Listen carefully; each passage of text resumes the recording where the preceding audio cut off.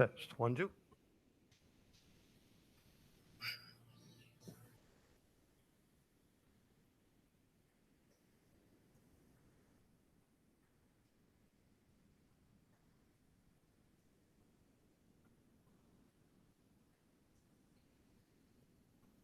Hello, hello, hello.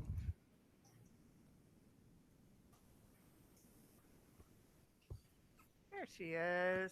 Hi, Jen. Okay.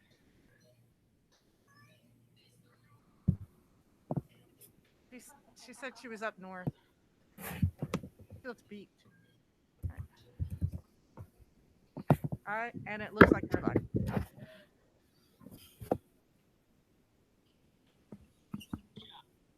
Good evening. Welcome to a special board meeting of the Board of Education of the Toms River Regional Schools. This meeting was announced to the public through a notice published in the Asbury Park Press and the Star Ledger on July 23rd, 2020, which constituted at least 48 hours notice as required by law under the Open Public Meetings Act. Roll call, please. Egan. Here. Horgan. Here. Howe. Jen is with us virtually. Kidney. Mr. Kidney is also with us. Here. There he is. Mazenko. Here. Nardini. Here. Williams. Here. Rhine. Here. Palazzo.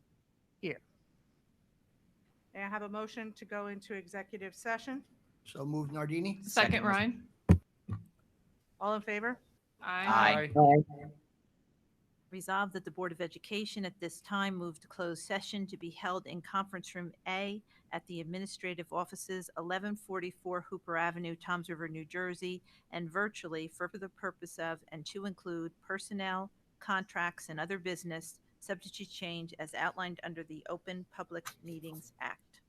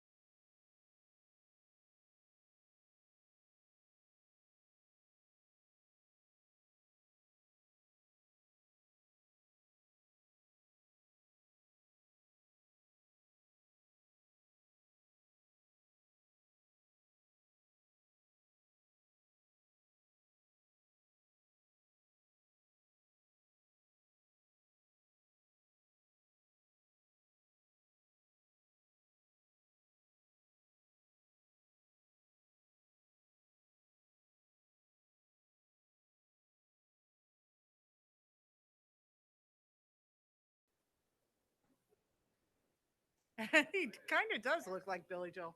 Hi, Mark.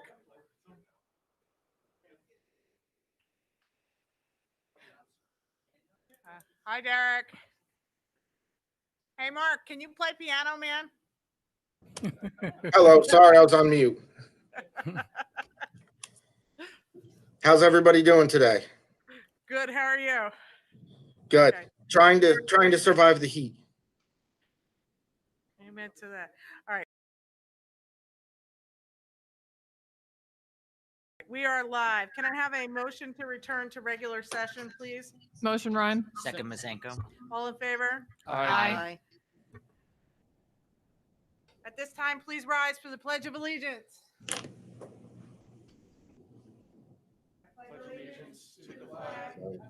United States of America, and to the republic for which it stands, one nation, under God, indivisible, with liberty and justice for all.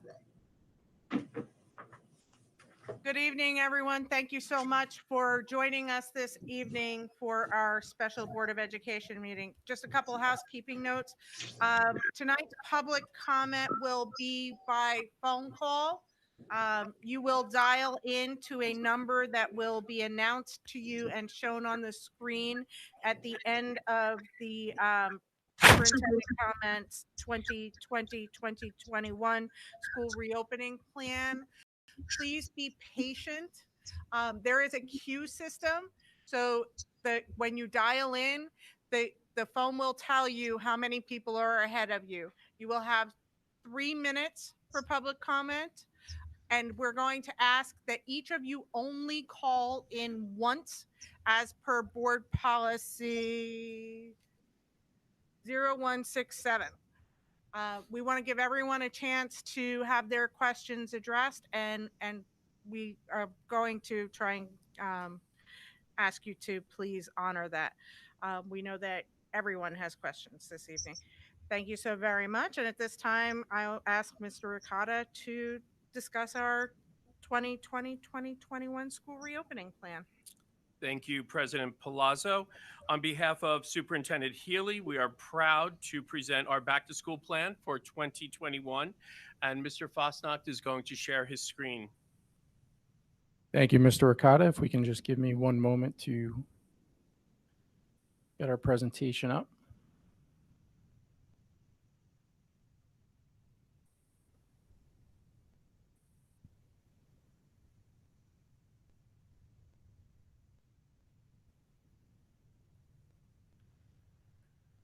Okay, so we have our presentation. I want to take a moment to thank our board for allowing us to present this evening to our community.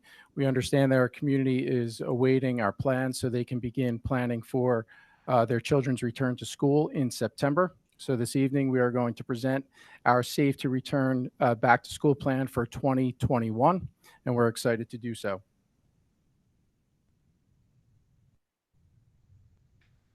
So our presentation is going to be made up of 4 different components this evening. We will start with our introduction, which is going to be a description of our planning process for a safe and successful reopening. We will then move on to our data, which will be an overview of the data collected to support our decision making based on our recent questionnaires and surveys to staff and to our community. We'll then get into our district plan and an overview of the reopening plan, the current schedule, and of course the safety procedures that will need to be put into place for a safe return for our students in September. Our last component is going to provide our school community with valuable information, important dates for information for parents and guardians, and also speak about communication and how we can keep the lines of communication open for our community that has questions. So starting with our introduction, after carefully reviewing the guidance provided by the New Jersey Department of Education, the road back, you'll hear us refer to that document often, as well as our community and stakeholder feedback, which is critical to any decision that we're going to make moving forward. The decision was made to open schools in September of 2020 using a blended learning model. And really, before we go any further, when we're speaking to a blended learning model, we're talking about both in-person and virtual learning taking place for all of our students. Just to speak to the process that we are currently involved in, on June 29th, as you know, the New Jersey Department of Education published the document, The Road Back. It consisted of 100 pages approximately that spoke about the minimum standards we would need to put in place for students to return this September. We then began to gain as much stakeholder feedback as possible to create a framework that consisted of surveys both to staff and to the community and around their comfort level in returning back to September, among other things. From that point, we created a framework for our students to return back to school, and we currently have 15 work groups that are working on every component that you could imagine in our return. And you could imagine taking a look at the New Jersey Road Back, the different things that each one of those work groups has to take into account before we can implement successfully. So we continue and we will continue to speak to the minimum standards. So the minimum standards provided by the DOE really has guided our plan in the way we need to move forward this September. So first and foremost is social distancing. Toms River Regional Schools currently is prepared to operate on an A-B rotation of in-person and virtual learning. That's the blended learning model that we just spoke to. This will allow for reduced class sizes to maintain compliance with social distancing inside of our classrooms. We also have to offer a virtual model to all of our students that select that mode of instruction. That was recent guidance that came out from our governor this past or the week prior. Implementing a series of COVID-19 specific safety protocols, including but not limited to imposing restrictions on the use of common areas, disinfecting spaces and equipment at regular intervals, responding quickly and respectfully to ill students and staff, and using the proper PPE for all departments and all situations. As always, we need to respond accordingly to our vulnerable and high-risk populations, both staff and students, and create equitable outcomes for all of them. We need to continue to remain adaptable and flexible with the ability to transition through the academic year from one reopening plan to another based on public health needs. So we will continue to be flexible, and we are planning for every form of instruction that you can think of. And as always, we will prioritize social and emotional learning and preparing for a flexible and evolving plan that is responsive to the needs of students and staff. Planning is one thing, successful implementation is another. That is a quote from our superintendent of schools, Mr. Healy, regarding our transition to virtual learning. And that is really embedded throughout this particular plan, as we have to focus in on what is successful implementation, what is realistic implementation, and all of the planning that we do moving forward based on our community and our district and our buildings. We're now going to speak to the data, and Mrs. DeMayo is going to take us through that. As you can imagine, we utilized several data points in formulating our plan for reopening, not limited to the Road Back document that Mr. Fosnock referenced, but also getting some feedback from our neighboring districts on what kind of planning was involved or what their frameworks may have looked like. But unique to Toms River, we reached out to our community via surveys.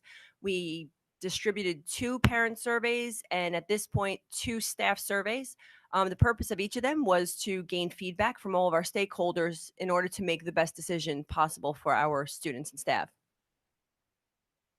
One of the points of data was deciding whether using the information we gained from our public to determine what would the best instructional model would be for our students. So as you can see by the diagram on the screen, we have approximately 79% of our no, that's not the answer, I'm sorry. 56. So 52% of our parents selected the A-B rotation model, which is the one that was selected by our public, or that we selected as a school district. This question was relative to using our large spaces. So the question that the public was asked was that in order to comply with social distancing requirements in our evaluation of large spaces, what the public's comfort level would be with that. So from the diagram on the screen, you can see that 67% of our parents felt either comfortable or extremely comfortable with the use of large spaces.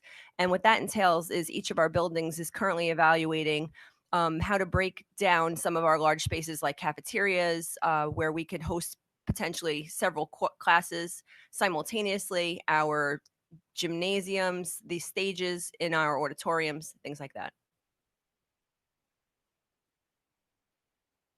This question is relative to the guidance that we've received on students wearing masks. This question was asked to the public was, if students were required to wear a mask from door to door, would a parent's decision to return for their child to return to school, would it change their decision? And here you'll see that nearly 72% of our parents indicated that it would not change their decision for their child to return to school. And within the plan that we'll share for the remainder of this presentation, you'll see that what the specifics on our masks. Excuse me. So now we will get into our district plan. So what learning model is being prepared? We're really preparing for 3 learning models this summer. So in consultation with the Department of Health and the direction of the New Jersey Department of Education, Toms River Regional Schools is prepared to implement a virtual model at any time. Teachers will provide opportunities for both asynchronous and synchronous learning opportunities. This includes utilizing Google Platform for live instruction, video instruction, and interactive online tools 5 days per week if we were to use a virtual instructional model. And we would really like to enhance that time using the Google Platform for live instruction and video instruction. Our current plan that we are looking to for September is for an AB 4-hour school day blended learning model. In that model, students in grades K to 12 will participate in both virtual learning and in-person instruction in an alternating AB format for 4 hours of in-person time, Monday through Thursday. On Friday, all students will participate in both asynchronous and synchronous virtual learning. And we continue to prepare for a full return whenever that time may be, and that will help us with a seamless transition if it occurs. In consultation with the Department of Health and the direction of the NJDOE, all staff and students will return to a full day, 5-day-a-week in-person schedule. And we hope and we await that time, and we are planned for that in case we need to transition to that. And what are we preparing for? As I mentioned, we're currently preparing for all 3. So on these next 2 slides, you can see a breakdown of what the instructional model looks like in each of those situations. So on the screen right now is what our 4-hour in-person instruction day looks like, mixed with what the virtual students will be doing. Those students participating in virtual instruction will be doing at home. So if you just take a look across the screen, our group A, for example, on day 1 of a 5-day cycle would be participating in an introduction to the lesson in a virtual setting, and that could be in a variety of modes. Day 2, where they would participate in face-to-face, that's where the teacher would really maximize time in guiding practice and sharing some dialogue with the students that would essentially help to eliminate any confusion and help get students on their way to learning. Day 3 of that pathway would be some additional independent practice of skills and the implementation of some concepts taught with some additional lesson extensions through digital tools. Day 4 in that framework would be a face-to-face day, the second of the cycle for our students, where teachers would have the opportunity to walk them through review, reteaching as necessary, reinforcing, and then further assessment. Day 5, students would participate in their last virtual day of that cycle, which would entail a mixture of whole group and small group support, as well as independent learning. And if you look at the B group on the bottom, that's just a different visual of what that cycle looks like for those students as they progress through the 5 days. For our virtual learning plan, these are students who would be participating in virtual learning at home, who have selected the virtual learning option. And the public should know that we're also working tirelessly to enhance our virtual learning model should we need to transition our students into a complete virtual model, as we had done in the spring of 2020. So if you look at each of those indicators across the screen, this is what a child would experience within a given lesson across the district for multiple grade levels for content areas. And you can see that there's a variety of social emotional check-ins embedded in there, expectations for live instruction and instructional videos to be used, additional short videos, which was some of the feedback we received in our surveys so far. and you can get a look at what some of the other instructional components would entail for students.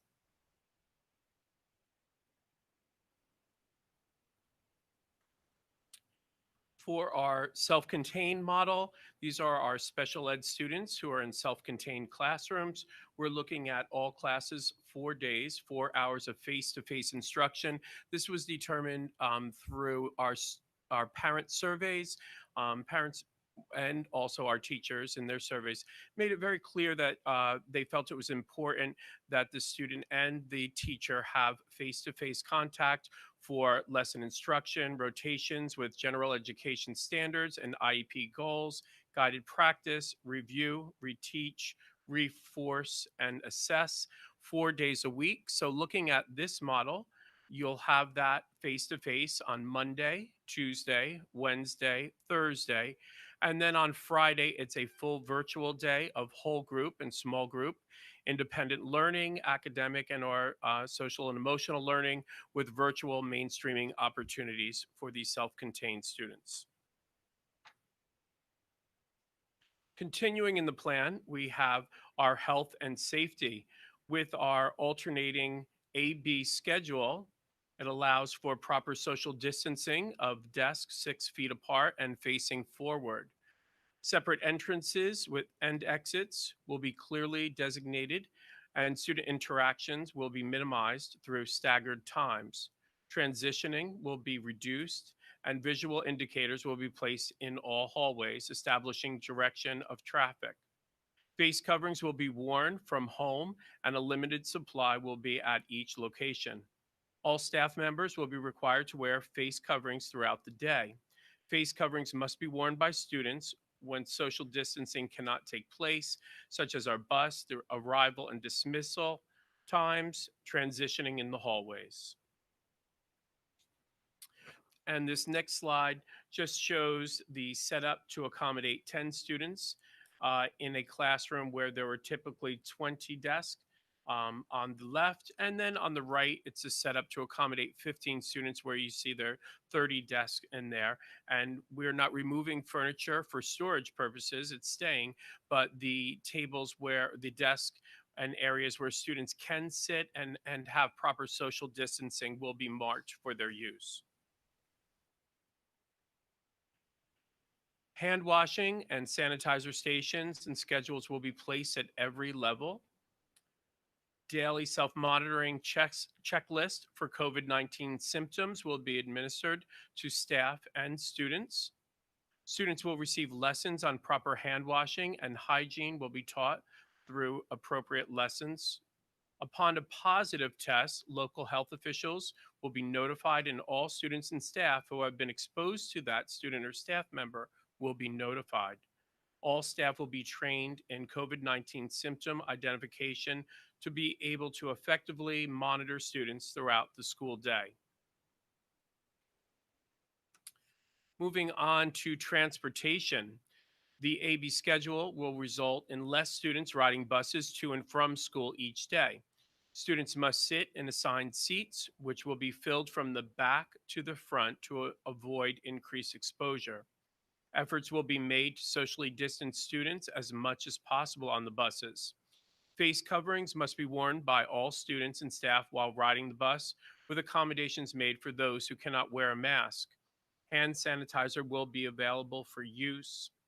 Buses will be sanitized after each run, and a deep cleaning will occur at the end of each day.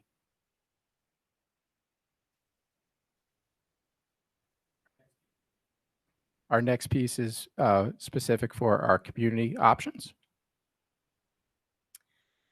So reasonable accommodations will be provided for individuals that the CDC identifies as having a high risk for severe illnesses from COVID-19, and this would include a full virtual option. For planning purposes, we will hold the expectation that our virtual option will run in marking period cycles, which will enable our administrators to make informed decisions to modify classroom and the schedules. Shortly, families will be provided with an opportunity to make their final commitment for September. We will share out this presentation along with some information, some additional information that will help our families make the most informed decision possible. all virtual options must be submitted by Friday, August 7th. So if a parent is selecting the all virtual option for their child, August 7th will be the deadline. A non-response will indicate that the parent is expecting a child to return to school in a face-to-face environment or in our blended model. After that process, our A and B cohorts will be created. Students whose last names begin with A through K will likely attend in-person instruction on Monday and Wednesday, and those whose last names begin with L to Z will attend Tuesday and Thursday. Additional changes will potentially need to be made to those cohorts, including but not limited to moves to keep students within the same households attending cohorts, the same day cohorts. So we've listed some important dates for our community and for our families to be mindful of. Of course, this evening, July 29th, a return to school plan presented at our Board of Education meeting. Tomorrow, July 30th, a return to school plan shared with the community through the email blast and can be accessed on our school website. So this specific presentation will be available to our community for them to view as often and as detailed as they need to.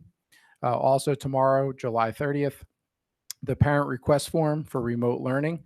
This will be available through the parent portal. So that's an important note. Our parent request form for remote learning, if you're choosing remote learning, is going to be available beginning tomorrow, and it will be available through our parent portal. On August 7th, 2020, parent request form will be due. And as we mentioned, parents have the option of in-person learning, which will be our hybrid model of both in-person and virtual learning, and then remote learning. August 12th, of course, during our curriculum committee meeting, we will continue to provide our community with needed and necessary updates as our plan continues to evolve. Just keep in mind that this plan is based on the most current guidance from the New Jersey Department of Education and the Centers of Disease Control. We recognize that this plan may evolve as the public health situation requires. We do ask our families to please visit our school website, TR Safe to Return, which is dedicated to our safe return along with any district communication by email and or phone. And we do have a dedicated email address for questions, and we want to thank our community that have asked questions thus far. We've been getting a lot of feedback from our community members through that email address and hope that that continues. And that email address is trsafereturn@trschools.com. Again, we want to thank the board for allowing us to present our plan to the community. We hope that we were able to answer questions of our community and give them some more specific details. And as we mentioned, the plan continues to evolve as we get guidance from the New Jersey Department of Education and as this pandemic continues to evolve in our community, state, and country. So again, thank you for your time. Thank you very much, Mrs. DeMeo, Mr. Fashna, and Mr. Ricotta. We greatly appreciate your very detailed presentation. At this time, do any board members have any questions about the presentation? Anyone? No? I do. Mrs. Williams? Yes. Mr. Ricotta, has any determination been made about non-public busing? Not at this time. We haven't been in touch with all of them. I Yes. know that many schools are still developing their plans. Mhm. You know, the one is Ocean County Vocational School. We have been in touch with them to make sure, and some of the private special education schools. We have been in touch with them, but we're talking about just Okay. a few students to those schools. I see. Thank you. Mr. Nardini? Yes, Ms. Palazzo, I just want to thank the administration. That was fantastic. That was a monumental task. You guys did great. Thank you.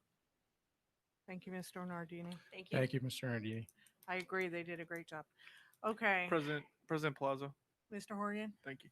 I had a question about if a student or staff member or someone in the building tests positive for COVID-19. I know there was a little bit of discussion about if people are symptomatic, what would happen in terms of notification of parents and community members and kind of separating the students and holding them until they can be, allowed to go home safely. But are there any protocols that we've developed for returning to school once a student or staff member in a certain class tests positive?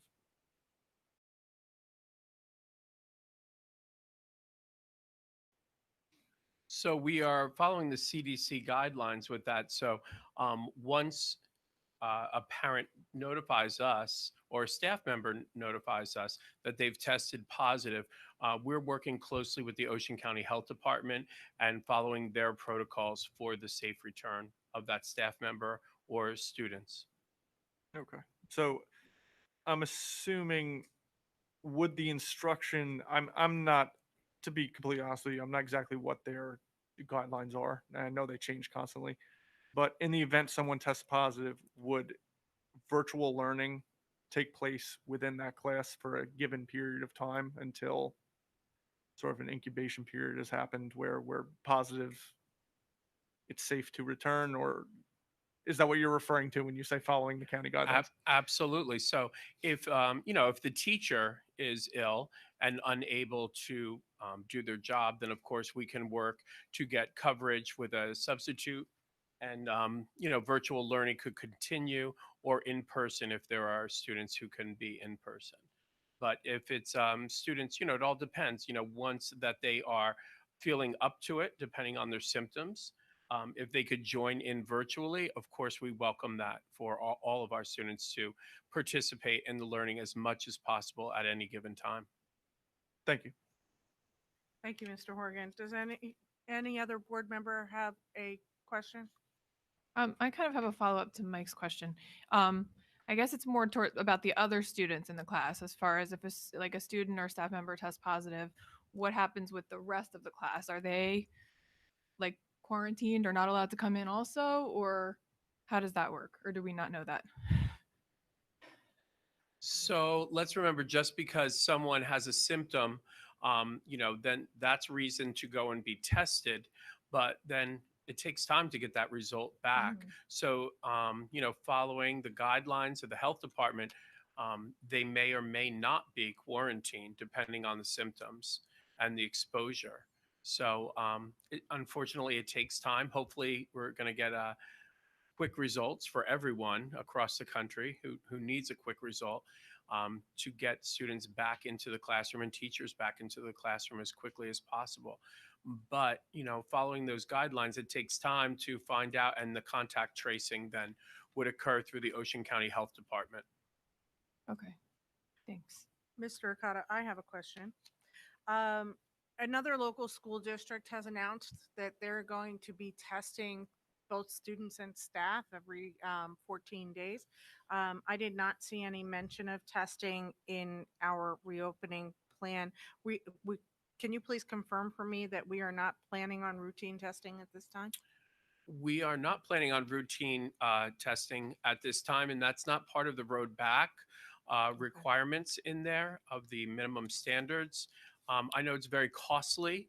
I believe for us to test every student and staff member, I believe the cost would be about $900,000 a week to do that weekly.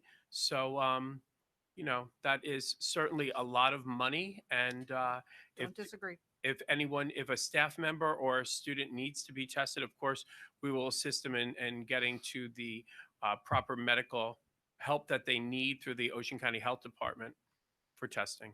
Thank you, sir. And then one more thing. Right now, New Jersey is currently in stage 2 of our statewide reopening plan. And under stage 2, the current EO has us permitted to hold indoor events of 100 people or 25% of capacity. Our statewide numbers are going up, and Governor Murphy is actually currently threatening to dial back some of the reopenings, which says to me that the EO may be sticking around. Are we prepared to go fully virtual on September the 8th for the entire district, if that is the case? Yes, we are, Ms. Palazzo. So that is a big part of our planning process with our curriculum and instructional teams. Okay. Thank you very much. I read the entire Toms River Schools reopening document, and I am extremely grateful for the fact that it was forwarded to the board last week and we had time to go through it in detail and have all of our questions answered. Thank you all very much for all of your hard work. Anyone else?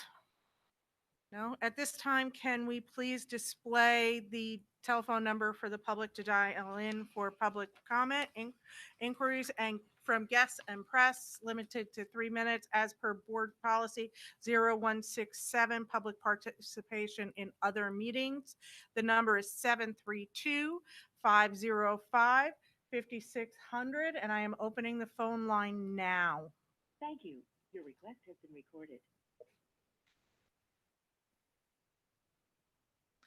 Again, the number is 732-505-5600.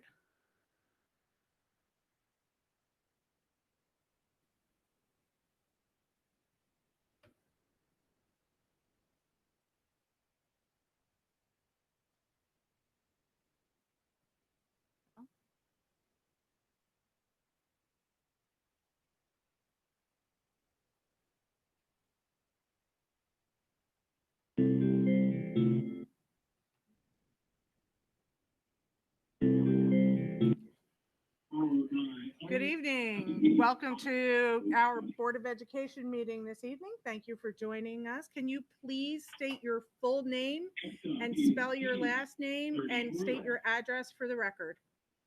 Jason Egan, E-A-G-A-N, 1284, Beauchamp Place, Toms River. Thank you, Mr. Egan, for participating in our conversation about the Toms River Schools reopening plan this evening. How can we help you? I'm trying to get out of a loud area here. I'm sorry, sir? I'm trying to get out of a loud area. I apologize. So, I have two questions. I'm just pulling them up here right now. The first one is multiple school districts in the area have committees with parents, teachers, and administration. Examples would be Point Pleasant Borough, Brick, Manchester, Southern Regional.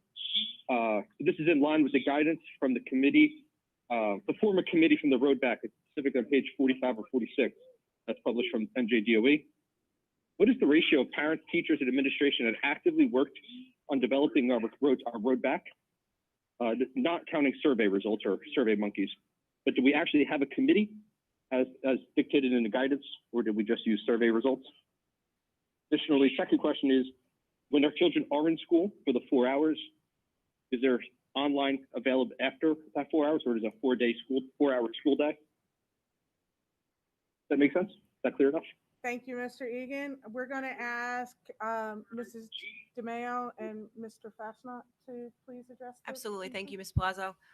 So with regard to our work groups, which are part of our road back or our reopening committees, we are still in the planning process of developing those committees.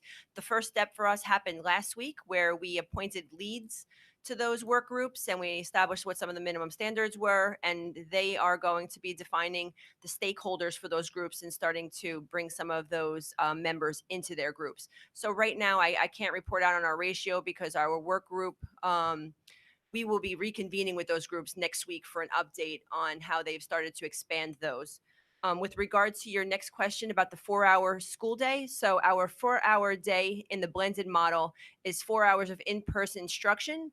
And then after that 4 hours, the remainder of the school day will continue in a virtual support capacity. So teachers will be available for student support with those students who are at home participating in virtual learning. The structure of that framework is still being developed, and we'll have that information for the public shortly. Thank you. Thank you, Mr. Egan, for dialing into our Board of Education meeting this evening. We hope we've answered your questions sufficiently. Have a good night.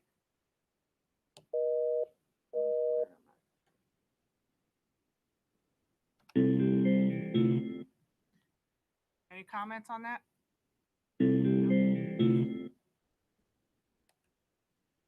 Good evening. Welcome to a Board of Education meeting at Toms River Schools. Thank you for calling in.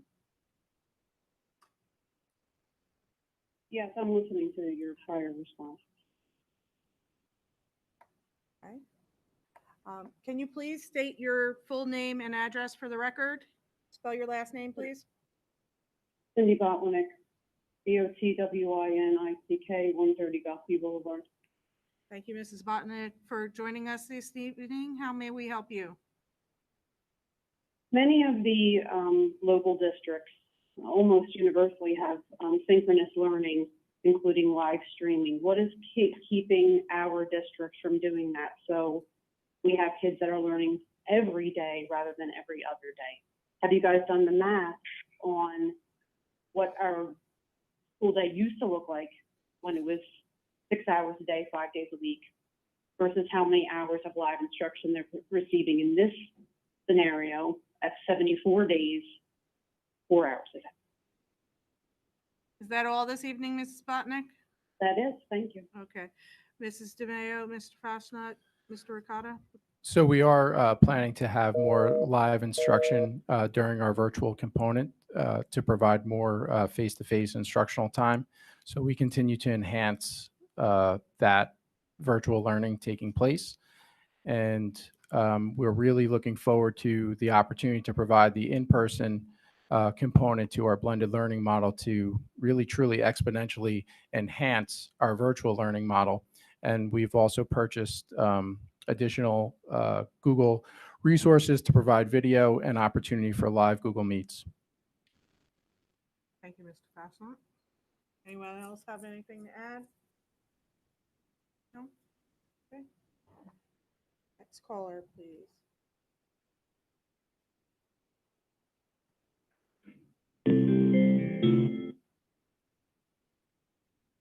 Instructional time. Good evening. Welcome to the Toms River Regional Schools Board of Education meeting. Thank you for dialing in to participate in our public comment this evening. Can you please state your full name, spell your last name, and your address for the record? Blair Spaeth, SPAETH, 521 Waters Edge Drive. Thank you, Mr. Spade. How can we help you this evening? My family and myself are just a little curious about how after-school programs are going to work as far as, say, the Y Kids and other after-school programs that basically, are, watching the children that are affiliated with the school programs. Now, is this going to be up to, you guys, or is this something that will be, the individual pertaining to that? Is that your only question, Mr. Spade? Yes. Okay. Mr. Ricotta? If you may. Yes, I can tell you that I've been in touch with the Ocean County YMCA. We've had several meetings with them, and the before and after school care for the YMCA on the A and B days for those students who are in our building will go on as normal. They are adjusting their rates and their timesheets, and they're going to share that out with the public very soon. They're also when students are, if you're in an A group, they are offering services at their Whitty Road location for students who are not in school on those days. So they are offering programs at the Whitty Road location so that there is childcare. We're also hearing from other local groups that are going to offer childcare. So I think it would be in our best interest that we could probably provide a list of different options for the public and maybe share that out on our website. But just to clarify, we're not, the YMCA rents from us for Y Kids programs. We're not affiliated with them. They are a renter of our buildings to provide that service to community members who choose. Thank you, Mr. Ricotta. Mr. Spade, I hope we have answered your question sufficiently at this time. Yes, I just to touch, on that again, after, is this going to, the days that the students are going and it's going to be the virtual learning, say the days that they go to school for the 4 hours, is their virtual learning going to continue at these, certain aftercare programs, or is that something that's to be determined still? Mr. Okada?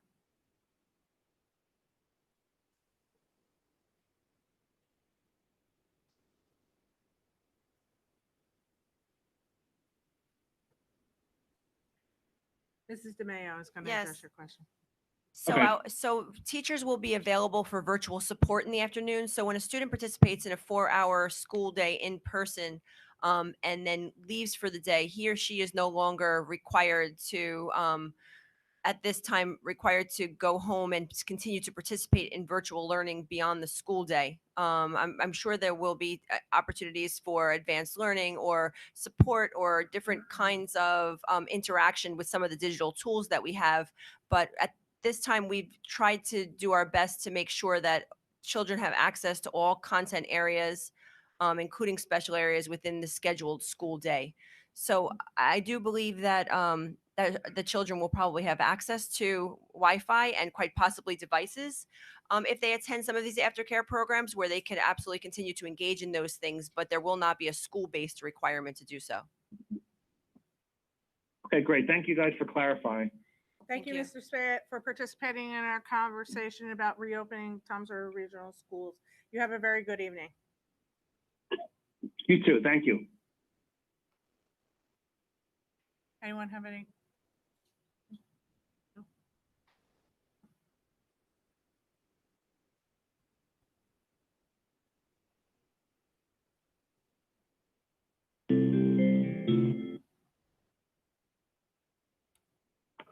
Good evening. Thank you for calling into Toms River Regional Schools Board of Education meeting.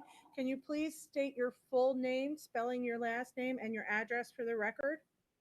Hi, good evening. Tony Perillo, Perillo, and it's 31 Cedarwood Drive. Ms. Peril, how can we help you this evening? I just have a two-part question. I know it's probably still in the planning stages because of busing and whatnot, but do you anticipate, will we be following the same start times at our schools as we did last year? Or will that be changing? And then the other thing is, do you anticipate any further calendar changes at this time? Like, would they be taking away, you know, the November break or anything like that that we should be aware of now so we can start making plans for childcare and whatnot?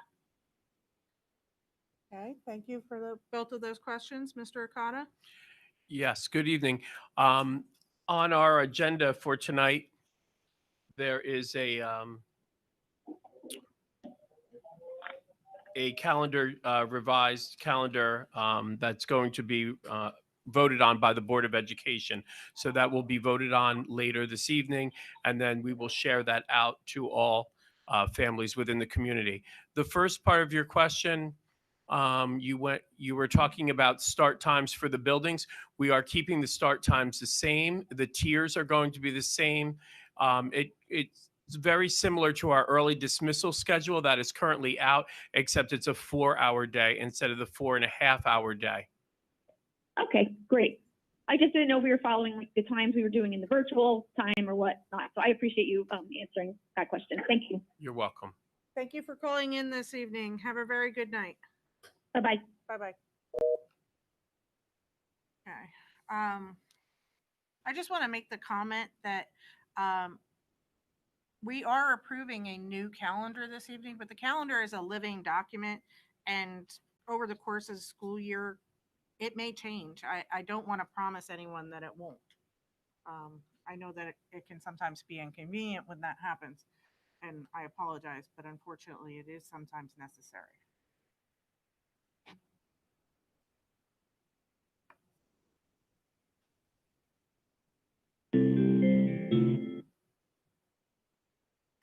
Good evening. Welcome to a Board of Education meeting of Toms River Schools. Thank you for calling in this evening. Can you please state your full name for the record, spelling your last name and your address, please? My name is Rosa Forte. The last name is Forte. My address is 683 North Stream Drive. Thank you, Ms. Forte. How may we help you this evening? I actually had two questions. I was concerned, I haven't heard it really discussed at all about these special classes. My children attend Cedar Grove, And my concern here is that these special teachers are coming in contact with so many children throughout the day. I mean, some of them even switch schools. That's really not limiting our contact. And also that if the kids are only in school for 4 hours during the day, 8 hours a week, that time I feel should really be spent on core subjects like English and math, the stuff that was difficult during virtual learning. So I wanted to know what the plan was with them.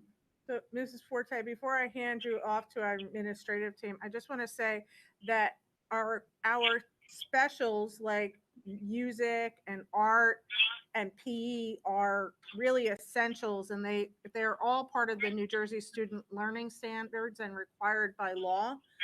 As for the plan for those, maybe Mr. Ricotta can address that.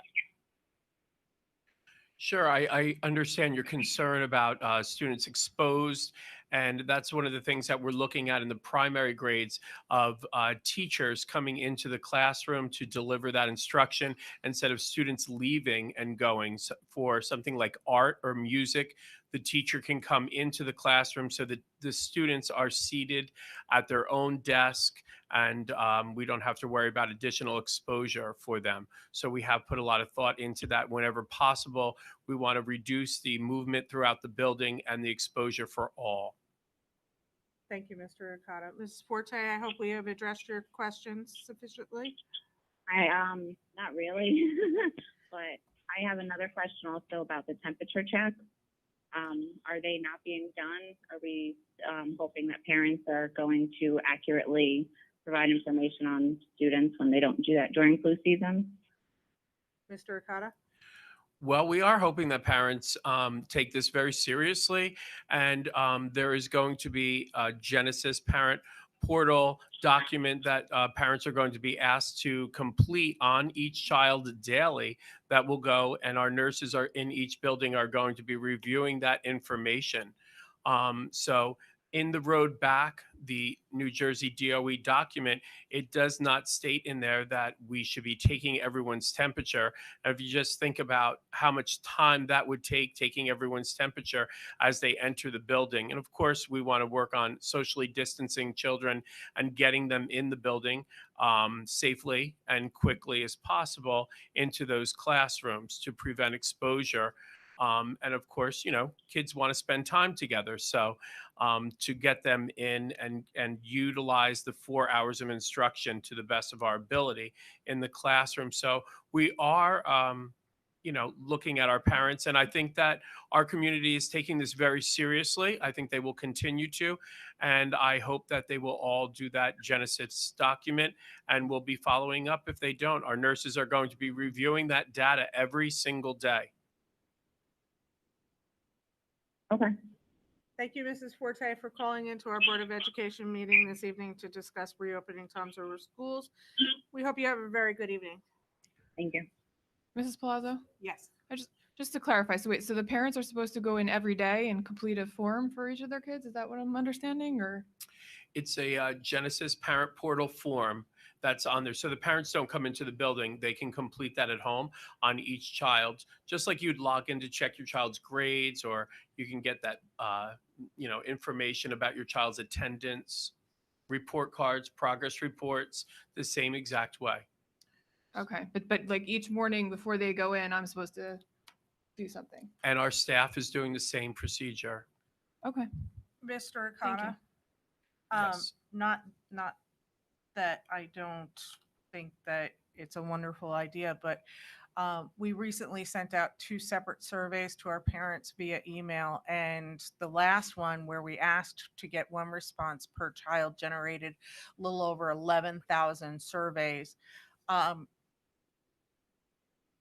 I'm concerned about screening students through Genesis because a lot of our parents don't access Genesis on a regular basis. And I don't think that we're going to have the level of compliance that we need to ensure the safety of everyone in the buildings. Well, we're also going to be doing visual screenings as students enter. And of course, our teachers do that on a regular basis every single day.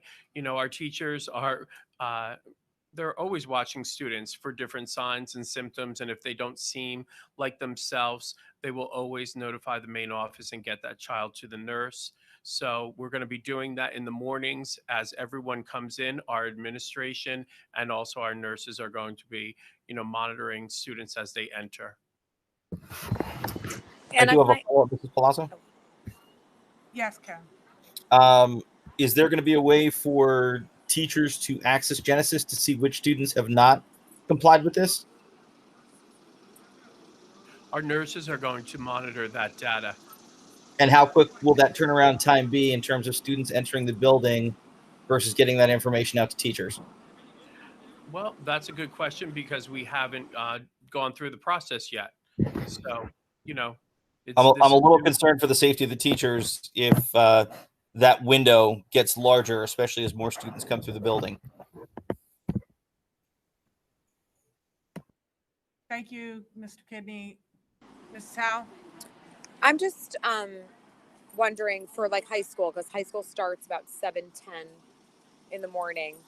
So if a student's parents don't complete the form till 8 o'clock, is the student going to be allowed to participate in their class? Or are we waiting for the nurse to check on them or the parent to fill out the form? So, Mrs. Howe, as you know, in high school, a lot of the times the students monitor their own Genesis Parent Portal account. They are the ones that are in there all the time, checking on their grades, checking on their progress reports, and also their report cards. So in high school, that is something that a child could self-monitor also, and hopefully put in the information that it asks. It's not a long form. It doesn't take a lot of time to do. Currently, NJSIAA has a daily form that students and parents have to complete every single day before practice and participation in the sport. I think that's a much longer form. This is online. This is quick. And, the parent portal, most of our parents use it. And I know that almost all of our high school students have access through their parents to utilize that. Okay. And I think, too, I just want to make a quick comment. I think this is, a way to give the teachers a break. I think at the last meeting, we had some parents call in and say that, there's just jobs that a lot of teachers have taken on in the past decade that are really the parents. So I think that this is a great way for the community to come back to the fact that, these are your kids. And if they don't feel well, you keep them home from school. If they have a fever, you keep them home from school. So I think it's nice to see that we're not putting the stress on the teachers every day to take temperatures and do this because they have to, teach virtually and, they have so much on their plate. I think it's good to start giving parents back the responsibility of certain things. And I know most parents, it is their responsibility, but I think it's nice for the teachers that they don't have to stand with a thermometer at their doorway every morning and take 10 temperatures and I think it's a good way to bring the parents the responsibility back to the parents. So I think that's Thank you, good. Mrs. Howe. Good evening. Welcome to a board meeting of the Toms River Regional Schools. Thank you for calling in this evening to our public comment session. Can you please state your full name and address for the board and spell your last name for the record, please? Sure. Good evening. My name is Jennifer Curran, Curran. My address is 814 Neville Street. I have a couple of questions tonight. Basically, I have a high schooler who has an IEP in place. So I was just questioning how the chart showed earlier with the face-to-face on 4 days. If he's also somebody with underlying issues, he's asthmatic, for instance. Plus, we also have my husband who's in the household, family members in the household with underlying health issues. How does that all break down and take place? And the other question was, with the health assessments that are being done daily, if there's no temp checks, what exactly is being done. They said something about a visual screening. I mean, what does that mean, a visual screening? Mrs. Curran, I'm going to ask Mr. Okada to address your concerns. Okay. So good evening. You mentioned that your child has an IEP, and as you know, I stated that students who are in the self-contained classes are the ones going to school Monday through Thursday and then virtual on Friday. So that is for the self-contained students only. We are fully aware that many students are medically fragile. Not only those who are classified, but there are other students who are in regular education who are medically fragile. So I would recommend that you take the advice of your child's pediatrician or physician. And if they don't feel that your child should be exposed to others at this time, it would be best for you to choose the full virtual option. And of course, the case managers and the special ed teachers are working to provide as many services as possible in those time periods that they can fit in. So then you also, your second part of your question was about visual screening. It's really, we have to remember that temperature is, in the beginning, that was one of the big COVID symptoms that everyone said to look for. And it no longer is. We know that many people are asymptomatic and never get a fever, don't have the cough or other symptoms, but yet they're testing positive. So, even if we took everyone's temperature every single day, or if the parent did, that doesn't mean that we're catching all those who are COVID positive. The visual checks that we're looking for are, students who don't look or seem like themselves. Maybe they seem a little bit different, or maybe they're coughing a lot, or they just look run down and like, they're ill, like flu symptoms that you would notice. So our teachers notice that all the time. They're very good at sending those children to the nurse to get checked. And that's where a more thorough screening with the nurse could take place individually with that child, and then contacting the parent. But there are other things on the screening that the parents asked to do, like it asks about travel. If you've been traveling out of state and where, if you visited a high COVID state or place, to let them know. So these things are all red flagged, and red flagged items on this would be an alert for the nurse to contact the parent and the child and have a further discussion. Thank you, Mr. Okada. Mrs. Curran, I just want to make a quick note in addition to what Mr. Okada just said. If you have true concerns and you would prefer virtual learning for your child, you can choose that for any reason. You don't need a doctor's note for that. Did you have something else? Well, that would be a thing. I don't know if I would need something from the Board of Ed and the doctor for my job, because, again, it's going to affect everybody individually, every household.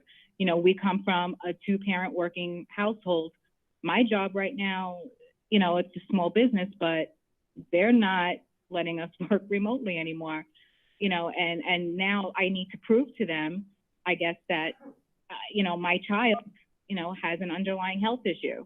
And, I just want to know, will there be documentation that can be provided from the Board of Ed, as well as I can ask the pediatrician too? Is that in the works?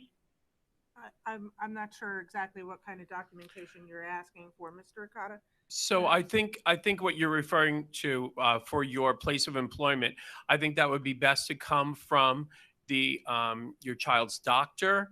Of course, as a parent, you have a copy of your child's IEP that outlines any underlying conditions, and it probably states if they're medically fragile in there, and that's your option if you choose to share that with your employer, that personal information. But that's just another piece of evidence to support your reasoning to keep your medically fragile child on virtual learning. Okay. All right. Thank you very much. Thank you, Be safe, Mrs. everyone. Curran, for dialing in this evening. Be safe. You as well. Thank you. Did anyone have any follow-up? No?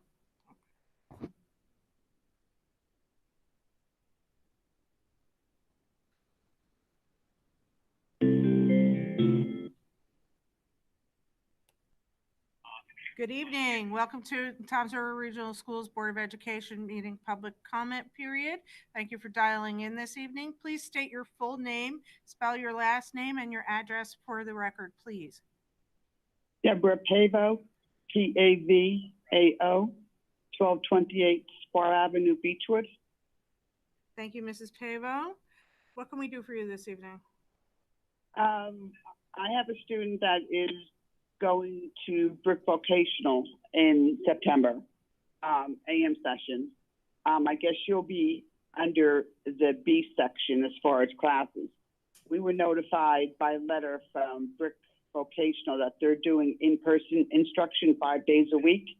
Is she going to still have transportation from Toms River Schools to Brick Vocational, being she's not able to drive herself? Is that all you have, Mrs. Pavo? Yes. Mr. Okada, if you could please address this. Yes, your child will have transportation to Brick Vocational. I've been in touch with the administration, the superintendent and assistant superintendent of the Ocean County Vocational, and we are providing that transportation 5 days a week so your child can complete the program. Okay, one quick other question, if you don't mind. On her non-in-class days at High School South, when she drives to school, does she report to like the office? Does she go to a homeroom even though it's a non-in-class day for her? Like, how is that being arranged? So we are currently making accommodations for our students who are not scheduled for in-person instruction. The days that they're coming to school to attend vocational, that may look like an open space with a teacher facilitator where they're able to participate in their virtual learning for the day, for the time that they're waiting to transport between vocational. Okay. All right. And I guess all this information will be posted on the board, the Toms River Schools website. Yes, we on our TR Safe Return webpage, but also it will be made available to parents once all of our programs are finalized. Okay, thank you so much for your time. You're welcome. Thank you, Mrs. Pavo, for dialing in this evening. We appreciate your contribution to our conversation. Thank you. Okay. I have a follow-up question for this. This parent states that their child is enrolled in the AM vocational program at Brick. Does that mean that the child will be on a solely virtual program through Toms River Schools to complete their portion of their day that they would normally complete in our building? Yes. Okay. Thank you. Anyone else have any? No?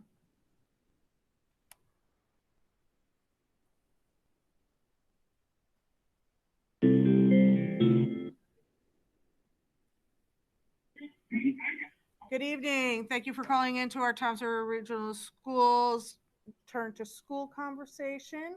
Please state your full name and your address for the record and spell your last name. Sure. My name is Charles. My last name is Westcott, W-E-S-T-C-O-T-T, and my address is 706 Mississippi Street, Toms River. Thank you, Mr. Westcott. How can we help you this evening? So I have a handful of questions, if you will, that I'll ask, and then I'll allow you guys to answer. So we were talking earlier, I see you guys talking earlier in the broadcast about if somebody tests positive or is under investigation. And so far, it's telling us that the CDC guidelines, if you test positive and or under investigation, you should be quarantining for 14 days. So that's my first question, is how the district plans on handling that with both students and staff. Secondly, while here in New Jersey, temperatures typically don't cool down until late October, even early November. So my question is does each building, each school within the town have air conditioning? Because hot weather and masks can lead to other issues. Also, another question is, will students be assigned to their teachers prior to that August 8th date where parents have to make a decision as to whether we're going to send in person or all virtual? as a teacher, what teacher that student has will obviously, be part of the decision process. And speaking of the decision process, if we make the decision come August 8th, are we married to that answer or that decision, or can we reevaluate it as the school year goes on? And lastly, how does the district plan on handling active shooter and fire drills socially distanced? Mr. Westcott, thank you very much. Mr. Okada, if you could address Mr. Westcott's concerns, please. Sure, there are many, so you'll have to remind me, President Palazzo, but I'm going to start with that last one about the active shooter, really the emergency drills and the fire drills, and how we're going to address them with socially distancing. And the state has put out guidance. I was in a webinar on it that we are to have our emergency drill monthly and our fire drill monthly when students are in session in our buildings. So they do that very simply by wearing their mask. So whenever they're not socially distanced, they have to wear their mask. The other question was about, are all of our buildings air conditioned? No, they are not at this time. But of course, that is part of our referendum plan that is ongoing at this time. So the concern about students wearing them in the heat is a true concern. We agree with you on that 100%. So if students are socially distanced at their seat, they are able to remove their mask as long as they're socially distanced at that time. If they have to get up to use the restroom, or say go to the nurse traveling through the hallway, or on a school bus at the school stop, bus stop, that is when they are to wear their mask at all times. Your other question was about quarantining for 14 days. And yes, that is the CDC guideline. So how does that occur? Well, we're going to follow their guidance on that. And as soon as we're told of a positive case, and we are going to report it to the Ocean County Health Department, and also give them the names of anyone who was exposed to that student following their guidance, and then they do the contact tracing.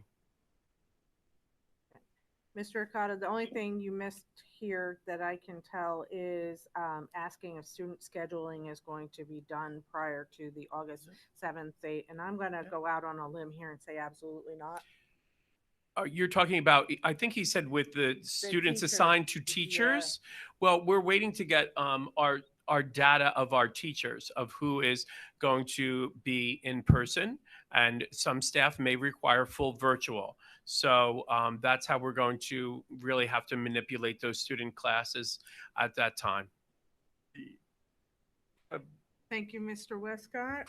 I hope. Okay, so if I understand correctly, so teachers will not, it's safe to say teachers will not be assigned before August 8th, when we're expected to make the decision. And with that being said, are we allowed to reevaluate our decision of virtual versus in-person throughout the year? Or as a parent, are we married to that decision August 8th, no ifs, ands, or buts about it? No. So we were really mindful about that decision, and that parent commitment will be by marking period, as we understand that situations evolve and the pandemic evolves. So your commitment on August 7th will be for the first quarter, and then we will reevaluate that as the year goes on. Perfect. That's all I needed. Thank you guys so much for all you're doing. Thank you, Mr. Westcott, for calling in this evening. Be well. Anyone have any follow-up? No?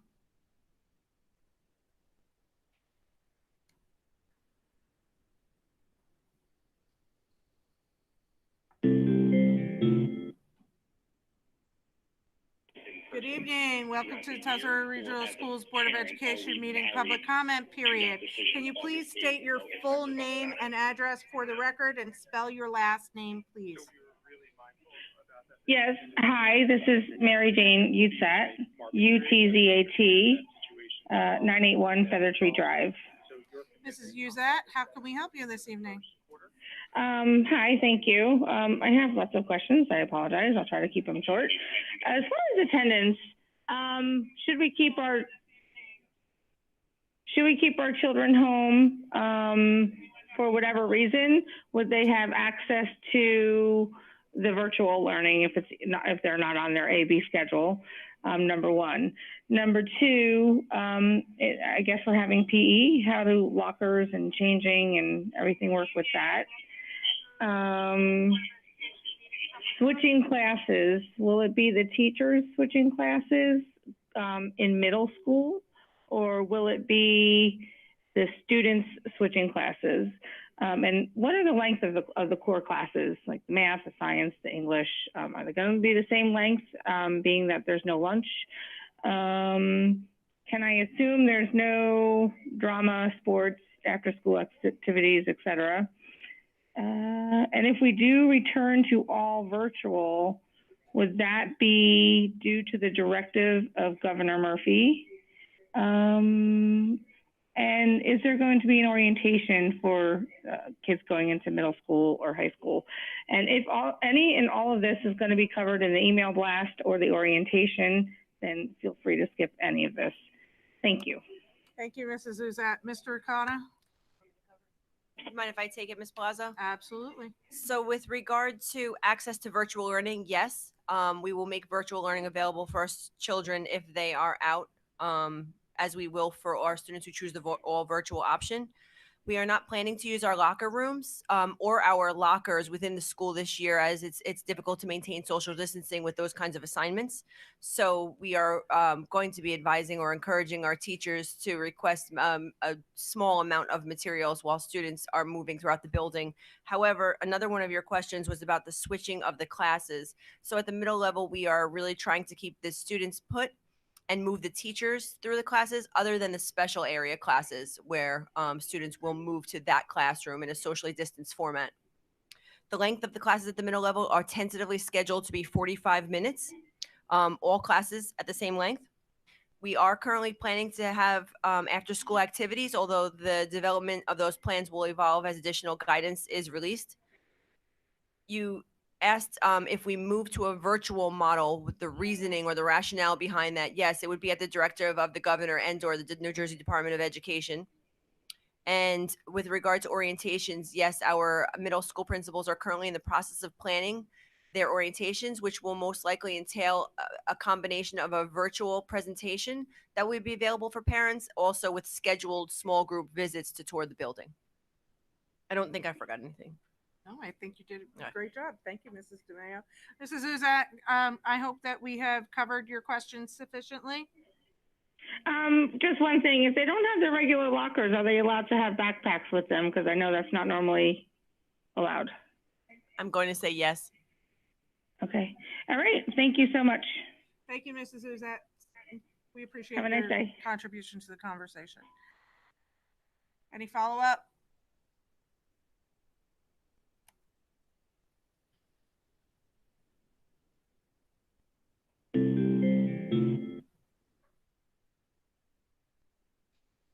Good evening. Thank you for calling into the Toms River Regional Schools Board of Education meeting public comment period. Please state your full name and address for the record and spell your last name.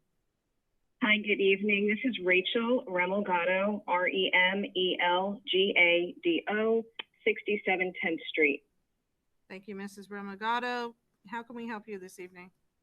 Good evening. I just wanted to first off by saying thank you to the administration and the board for their time and resources spent to create the plan under these extraordinary circumstances.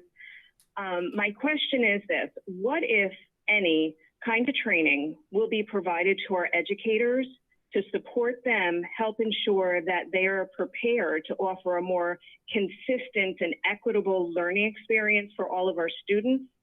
I, as well as a lot of parents I know, have given a lot of feedback that the education was sketchy at best, understanding the situation the way it was at the end of the school year. But I want to know what we're doing to support our educators so they can teach better under these conditions. And that's all. Thank you. Thank you, Mrs. Remilgado. I'm going to hand this off to our administrative team. So one of the major things that we're looking to accomplish, of course, pending board approval, is to move our two full day professional days to the beginning of the year so we can make certain that we're supporting staff with the appropriate professional development. We are looking at our instructional model and making sure that staff have a consistent idea of what's going to be expected in each one of the components, both virtual and in person. And our curriculum and instruction team is working on creating consistent frameworks for lesson planning and delivery of instruction. Also, one of our work groups has to do specifically with professional development. So that work group is working tirelessly with the other work groups to ensure that staff have everything they need at the start of the school year. And as always, PD will certainly be ongoing, and our plans will certainly evolve to make sure that we're delivering the most consistent instruction possible. Thank you, Mr. Fassnacht. Mrs. Romagato, I hope that we have addressed your concerns sufficiently this evening. Yes, absolutely. Thank you so much. Thank you for calling in. Thank you.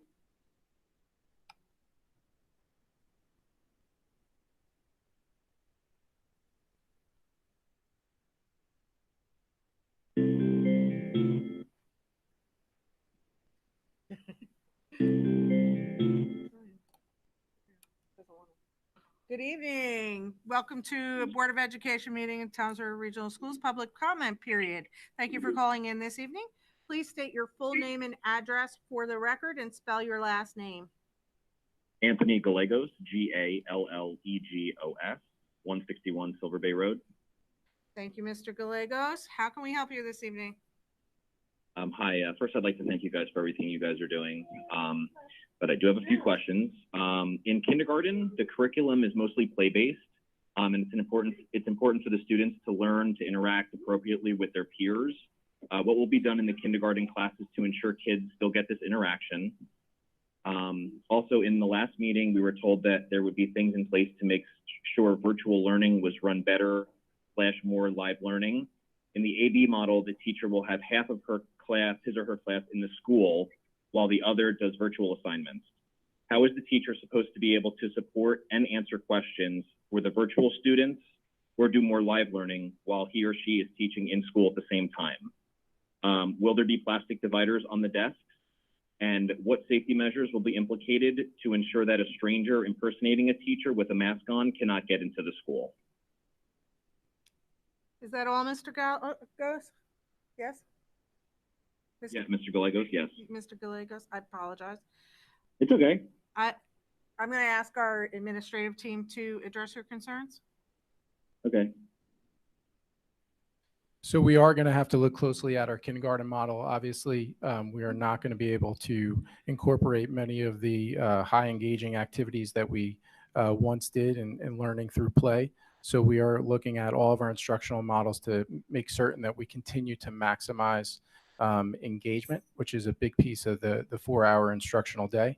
But that's something that is going to continue to evolve. And we do realize that due to social distancing, some of the high engaging activities that we had in our full day kindergarten model, we have to step away from. And so your second question was with regard to our virtual model and our in-class model and the divide between those things.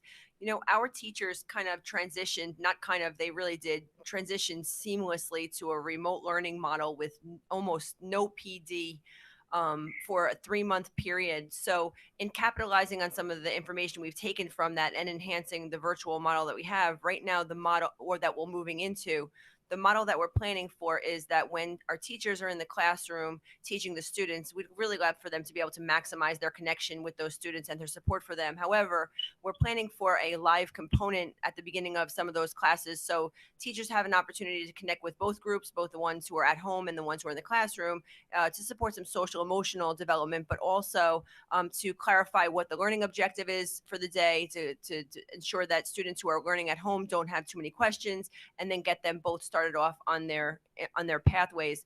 At the end of the 4-hour school day, we will have a designated time where teachers who are will be available to support the students who were participating in virtual learning for the day. So that's what that model will look like, and it will continue to evolve. And we've secured a number of digital tools that are interactive in nature and will definitely enhance the model that we had in place in the spring. Your third question was about the plastic dividers on the desk.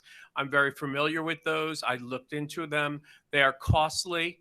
They break when they fall off the desk, and we know that younger students, especially, things fall off their desk on a very frequent basis. They're also difficult to clean and sanitize. You cannot use most cleaning agents that kill the virus, like a Virex that we use. You can only use soap and water on these plastic dividers, or else they cloud up. And the fourth question was about safety measures for staff. And as you know, especially in our elementary schools, we have Class 3 officers, Toms River PD, and our Toms River schools. And we're also limiting, in our presentation, we talked about our entrance points. We are limiting our entrance and exit points so that we can monitor students and staff closely as they come in. So that is part of our safety measures. Thank you, Mr. Okay. O'Connor. Thank you. Mr. Gallegos, have we answered your questions sufficiently? Yes, that was okay. Thank you. Thank you for calling in. We appreciate it. Thank you.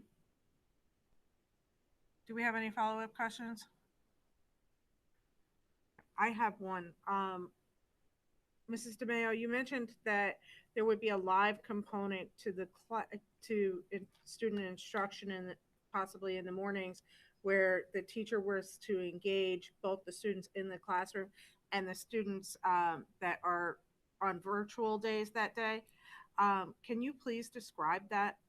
Absolutely. So all of our devices, most of our devices within the classroom, we have access to Chromebooks, which have cameras and microphones on them, which allow a teacher to put themselves in a Google Meet and live stream or invite students to participate in a small group Google Meet. However, with that live stream, a teacher can video record themselves, start to engage the students in some kind of a connected activity.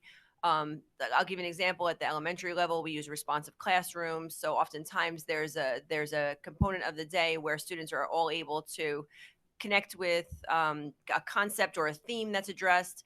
So that's the type of social emotional connection that teachers can make with students. It really also can be something similar to what many of our teachers used in the spring, which was sort of like even a survey. How are you doing today? Just a temperature of how the class and the students there are feeling, how they're managing the workload or the stress of the situation. The next component would be where a teacher might simply deliver the learning objective for the day to students and clarify what should be happening in a virtual setting versus what should be happening in the face-to-face environment, the same way the teacher would communicate that to the students in front of him or her ordinarily.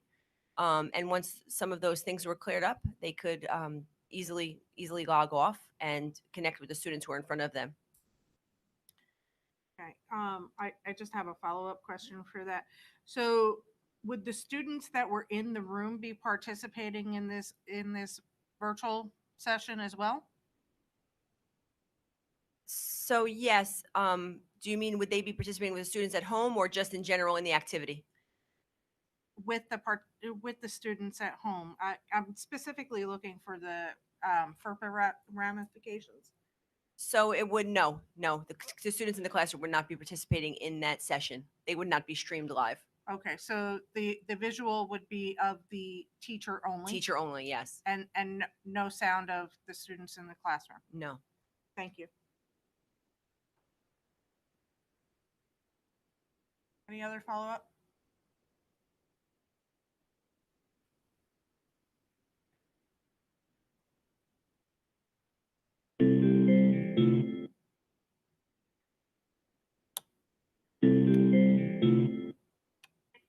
Good evening. Thank you for calling into the Toms River Regional Schools Board of Education meeting public comment session. Please state your full name and address for the record and spell your last name, please.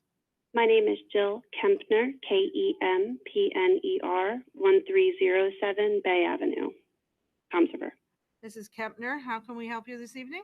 I apologize in advance. I have several questions. I'll try to go through them clearly. My first question goes back to a previous question about specials, and it was stated that special area teachers like art and music may be going into students' home classrooms. And my question is, how will the district plan to protect the staff from overexposure and cross-exposure in those situations, since they will be visiting upwards of 6 to 8 classes in a single day? My second question goes back to the visual screening of students. My concern is that teachers may not always be able to feel the heads or the cheeks of their younger students. And also, to go along with that, will teachers be expected to maintain a 6-foot distance within their classrooms when the children are unmasked? My third question is, how is the district planning to handle shared learning resources and supplies and books? My next question is, are we really comfortable with the notion of high schoolers, children, minors, really monitoring their own symptoms and reporting their temperatures daily on Parent Portal? My next question is, does the district have a protocol in place for students who are presenting with fevers or other symptoms? Is there an isolation plan that will be followed, like some other districts are implementing? And my last question, sorry, is particularly for the younger students, how will snacks and hydration be handled, but also for all students in the hot months, for students who are in unair conditioned environments, how will hydration be handled? Will they be able to hydrate when they're in their classrooms? Thank you, Mrs. Kettner. I'm going to hand your concerns off to our administrative team. Good evening. So your question about special area teachers moving to classrooms, they're going to be wearing their mask. So that's how they would not be cross-contaminating.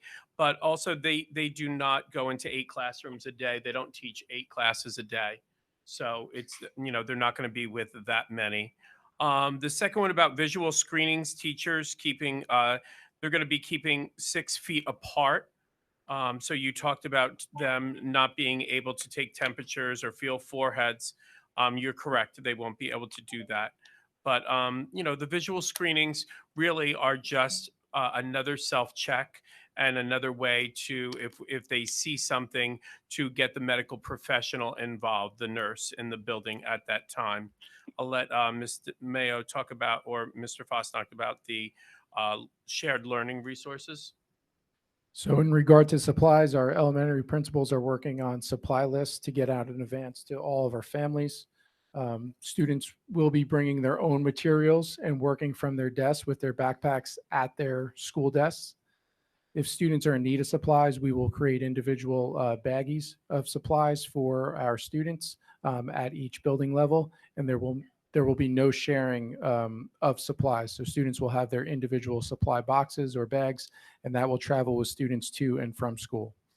And then your next question, are we comfortable with high school students monitoring their own symptoms?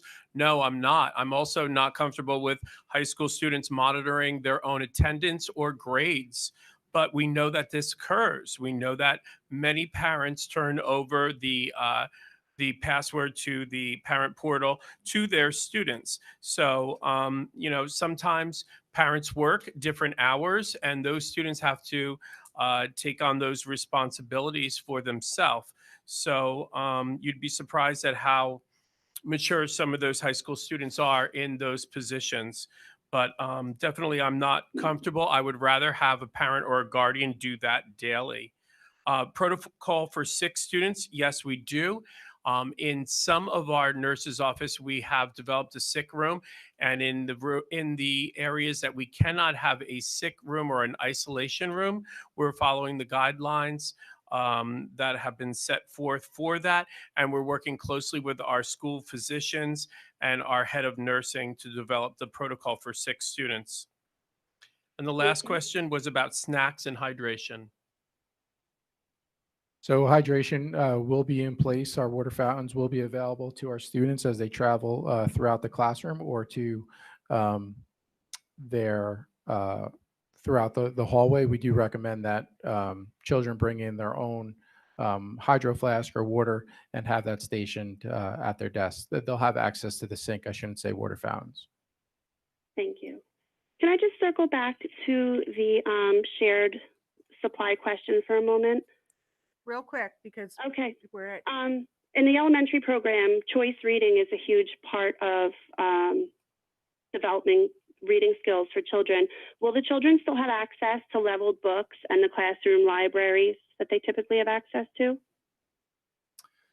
They will have access to their individual book baggies, and then we will make certain that as students have a trade-in time, that those individual books are then sanitized and available for another group of students to be using. But students will have their individual book baggies with them at their in their book bag and at their desks.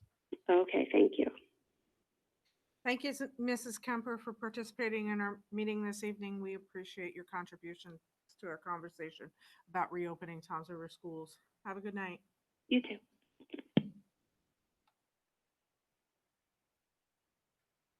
Does anyone have any follow-up to all of that? No?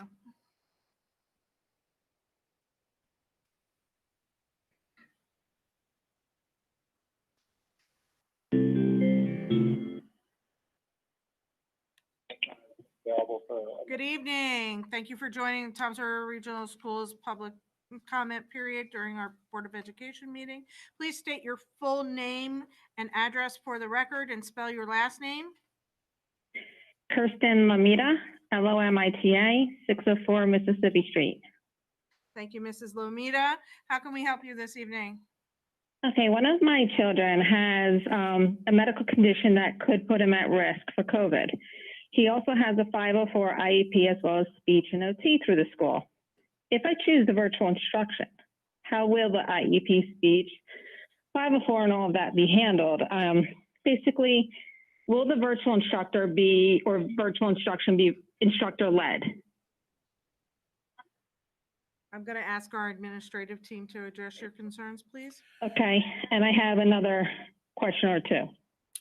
Okay. Did I hear it right that you are not taking temperatures prior to students entering the building? You did. Okay. And how will restrooms be cleaned with kids that could possibly be infected going in and out, touching things before they wash their hands and stuff, you know, the stalls or water fountains and such? Is that all your questions, Mrs. Yes, it Lomita? is. Okay. I'm going to ask our administrative team to please address Thank your you. concerns. So without knowing exactly what your child's medical condition is, which we don't want to share here in this setting, and without reading their 504 or their IEP and knowing exactly what services they receive, it's very difficult for me to tell you. He has a heart defect. Oh, okay. So I would definitely talk to his physician and take their recommendation into consideration. No, I don't feel comfortable, but I want to know if he is virtual instructor, will the instruction be live? Yes. Yep. So Okay. for his services, his related services, you're talking about like speech? Yes. The instructor will. And we are getting special masks for students. We've also got special dividers, but you know, if it needs to be virtual, we can do that. And if it needs to be in person at a different setting, I know that our special ed department and our case managers are working on that on an individual basis. So that's something that we can work out with your child's case manager. The other question, I hope I answered that for you. Yeah, I'm just, you know, he also has ADHD, so some of this virtual learning without it being an instructor, it's a little difficult. Absolutely. I understand that. And that's definitely an issue. So, you know, sometimes the live virtual would be better suited for your student. Yes, it would. Right. And we know that. We definitely do. And we're working towards more live virtual in our plan. Okay, great. And Thank then your question about the bathrooms is definitely a serious one. We recognize that, and we have already had trainings with our custodial staff about how we're going to address that, and we are going to make sure that is addressed and that bathrooms are cleaned on a more regular basis throughout the day at select times. so that, we just don't wait until maybe after a couple hours and do it. It has to be done on a more regular basis. Okay. And that goes with all touch points really throughout the building: doorknobs, handrails, tabletops. So we know that, and we're prepared for that. We have the right equipment to do that throughout all of our buildings. Okay, thank you. Thank you, Mr. Okada. Mrs. Lamita, I hope that we have addressed your concerns to your satisfaction this evening. Yes, thank you. Thank you very much for calling in this evening. Thank you. Bye-bye. Bye-bye. Any follow-up on those? Yes. Go ahead, Michelle. Mr. Okada, I was wondering, have we looked into that system, the entryway infrared systems? Probably, I don't know the financial piece of that, or if it's even effective. But has that been discussed? Where individuals walk through an entry and there's some kind of system that it can detect temperature. So that's the thermal detection, much like they use at airports right now. I know they're using, and it can detect body temperature. Yes, we did look into it. It's very costly, but that wasn't the reason why we didn't select it. We didn't select it because we are now hearing from the CDC that temperature is not an indicator, and that many people are asymptomatic. So you can take people's temperatures all day, and it's really not going to prevent the spread. Thank you. Thank you. Thank you, Mrs. Williams. Does anyone else You're have any welcome. follow-up? No?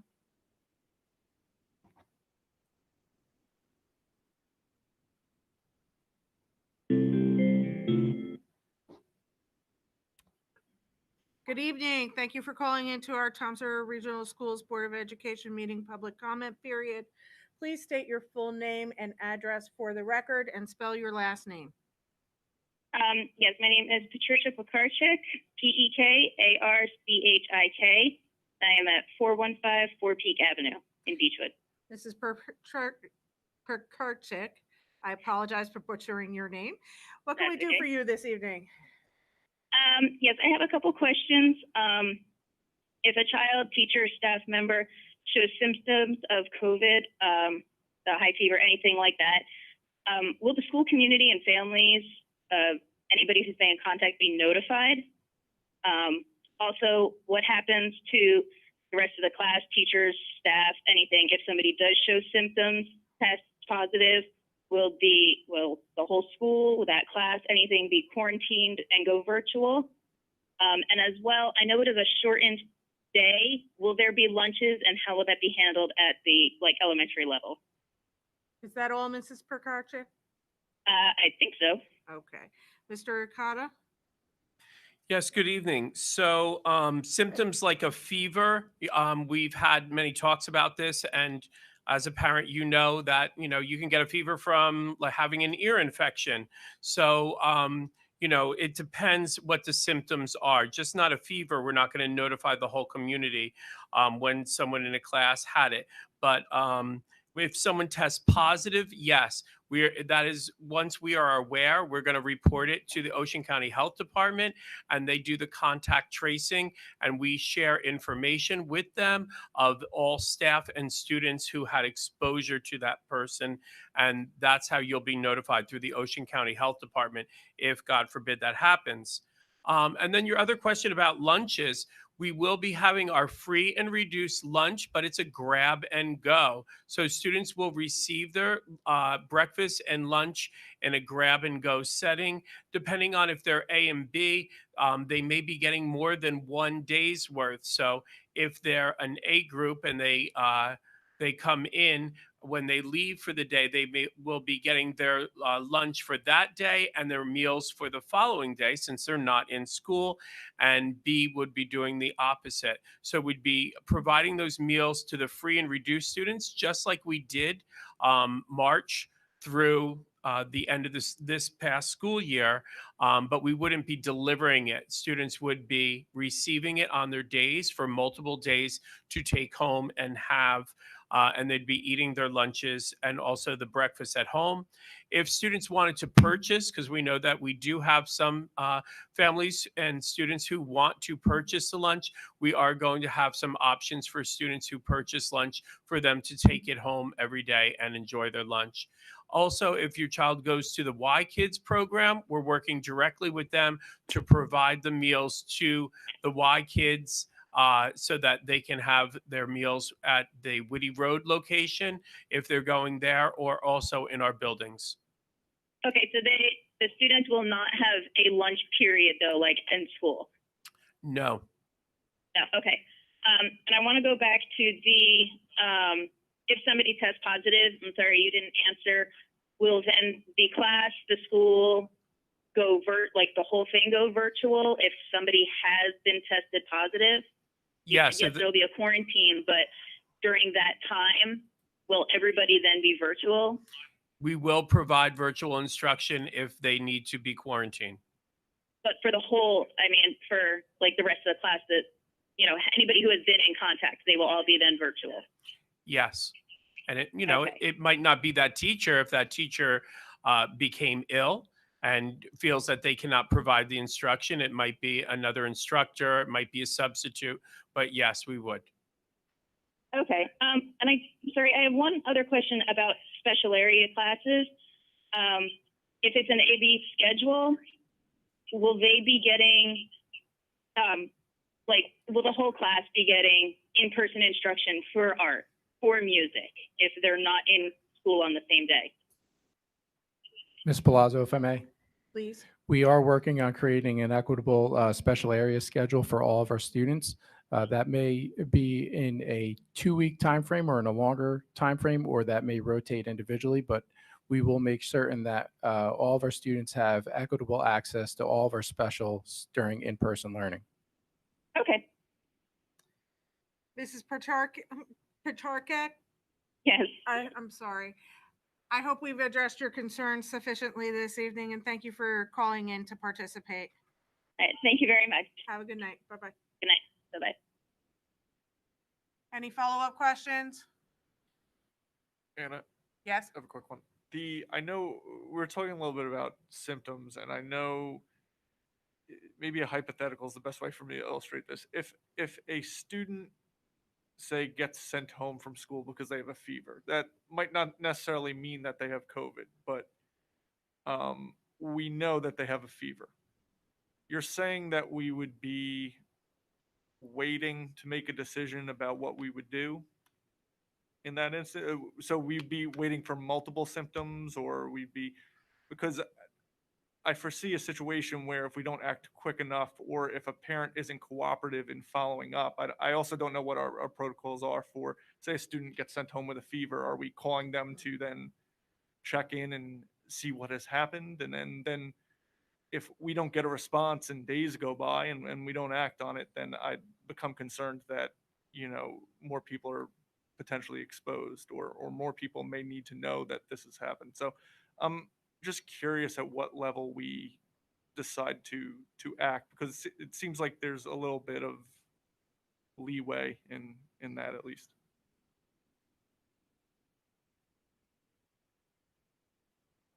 Mr. Ricotta, please. Sure. So it's not typical protocol to notify all parents and the community when a child has a fever. And I know we're not living in ordinary times right now. And you're right, it is a concern. And it's also a concern that it takes so long to get the results from a test.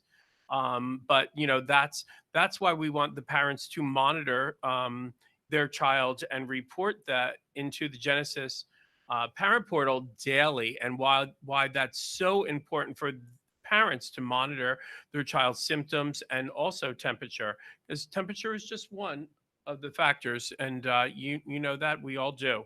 So you know, fever can be caused for many reasons, and it doesn't mean that someone is COVID positive.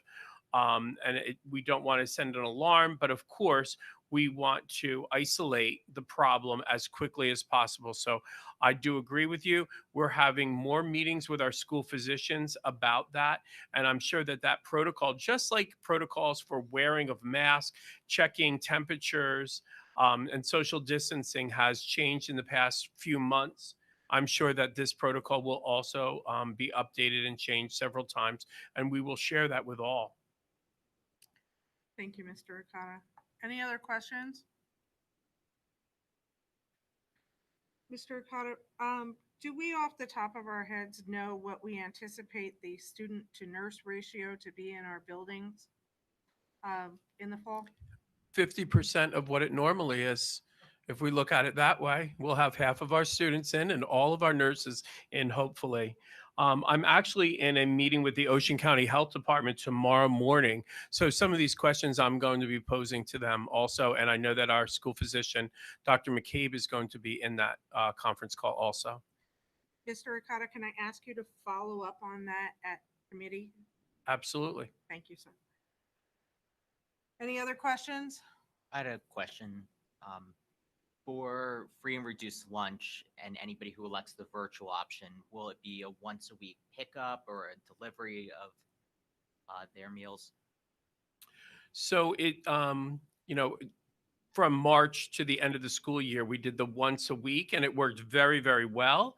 But that's when we were full virtual. Now that we are not going to be full virtual, most of the students we're hoping will not be full virtual, that they'll be in school on the AB schedule. We'll be able to provide more meals that are not the boxed meals, so that kids can get it on get those meals maybe with more fresh options of different sandwiches that they would give and say to use that on the first day.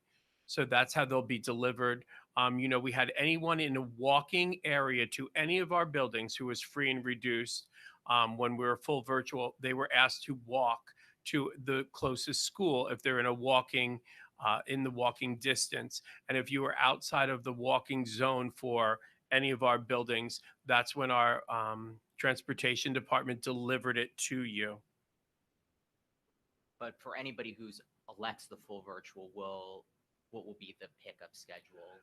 So the food services will work with the parent. They'll have to, if they are in a walking zone close to the building, the parent can come and pick it up themselves. If they're outside of it, we're going to have to work with transportation between runs to deliver those meals.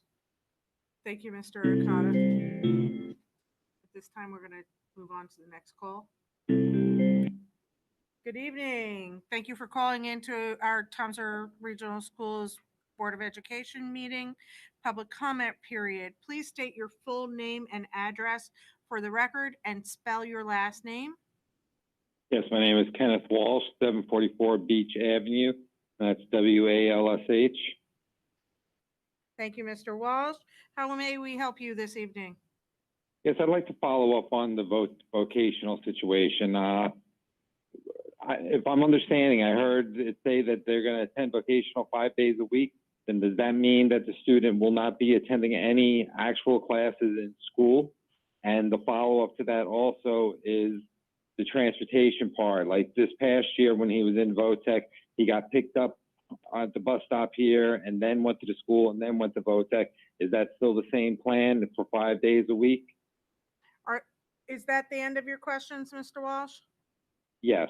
Okay, so for your first question as to whether or not your student would be receiving any in-person instructions in a Toms River Regional School building, I believe Mr. Ricotta said that Toms River shared time students would be fully virtual with the Toms River Schools portion of their school day.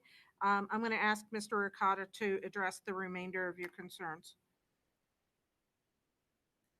So, Mrs. Palazzo, if the student were an afternoon VOCS participant, they could come to school and do their morning classes at their school.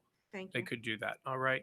And then the other part of the transportation part of it, yes, Mr. Walsh, that is what our transportation department is working on right now to develop that so that your child can get transported the same as they were last year. Okay, on transportation, that's good.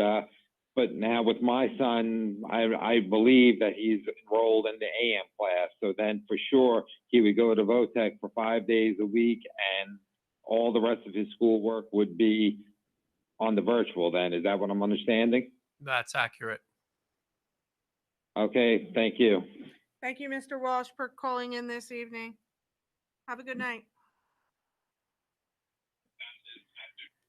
Do we have any follow-up?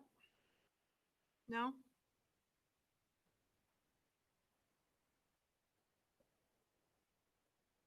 This is the last one? Okay.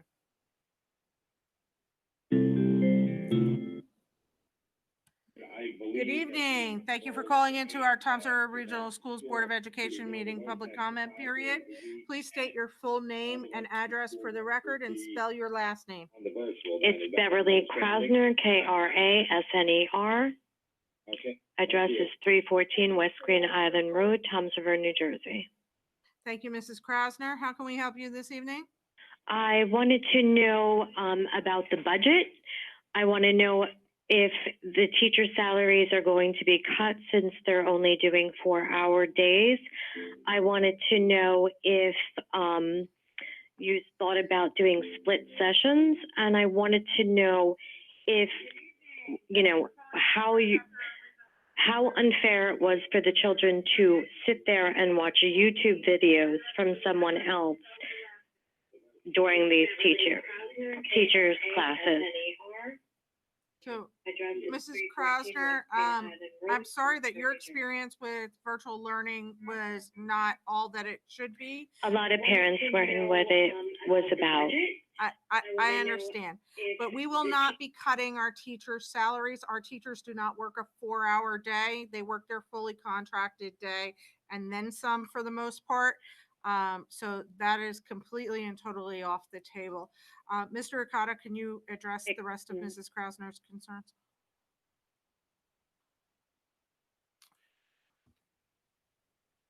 Hello? Yes, I'm with you. And your question about split sessions, we did think about that. We did look into it.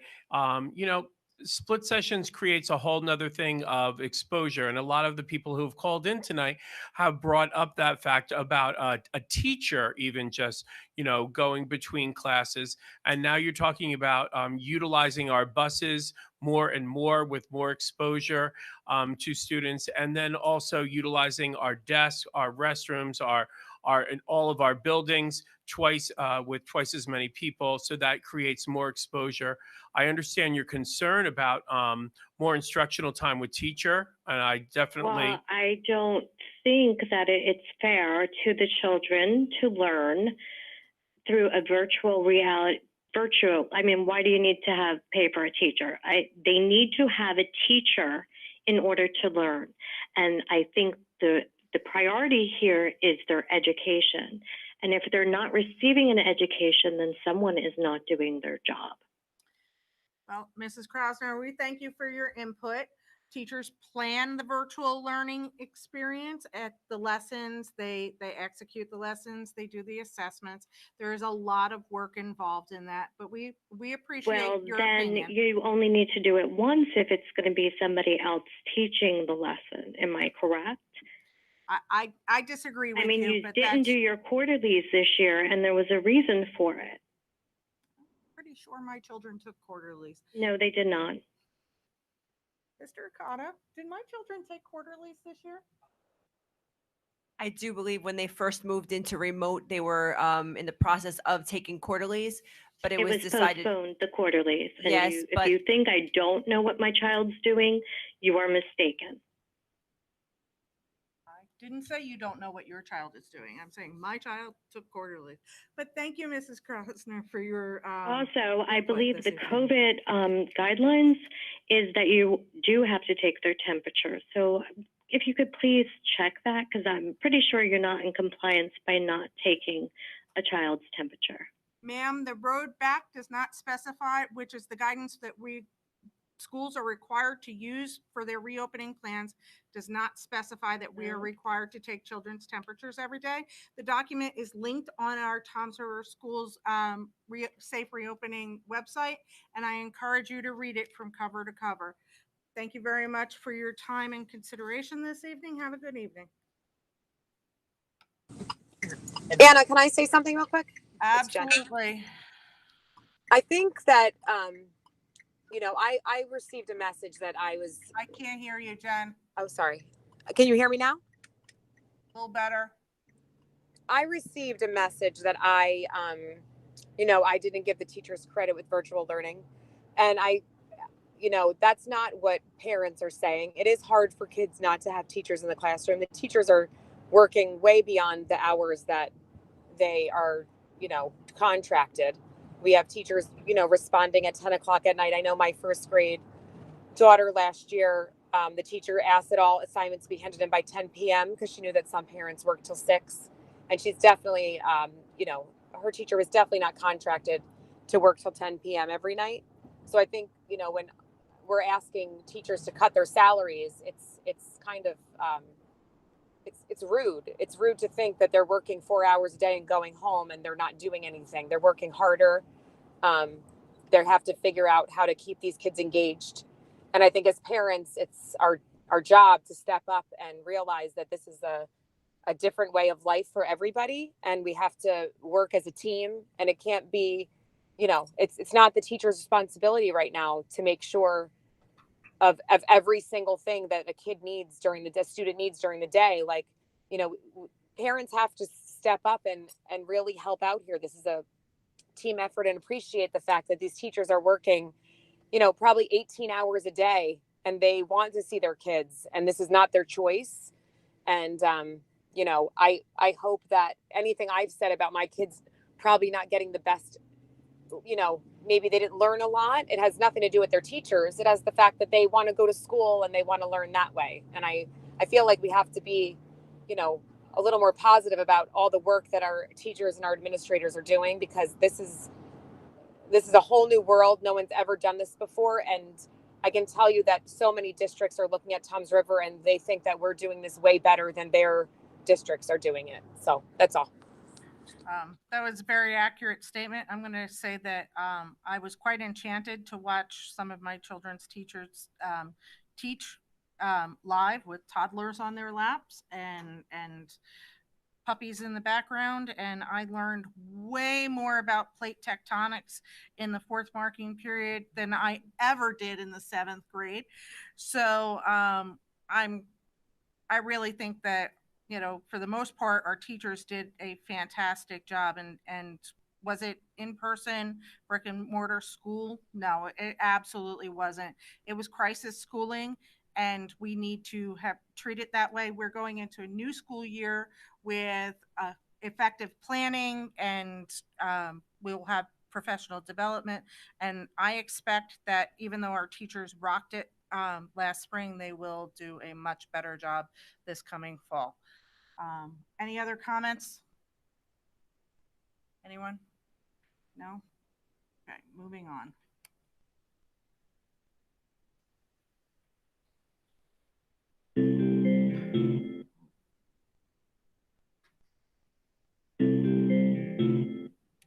Good evening. Thank you for calling into our Toms River Regional Schools Board of Education meeting. Public comment period. Please state your first and last names and address for the record, and spell your last name. Good evening. I'm sorry, we cannot hear you. Good Hello. evening. Hello, how are you? Can you please state your first and last name and address for the record, and spell your last name? Stacy Onofrietti, 233 Med J Lane, Onofrietti.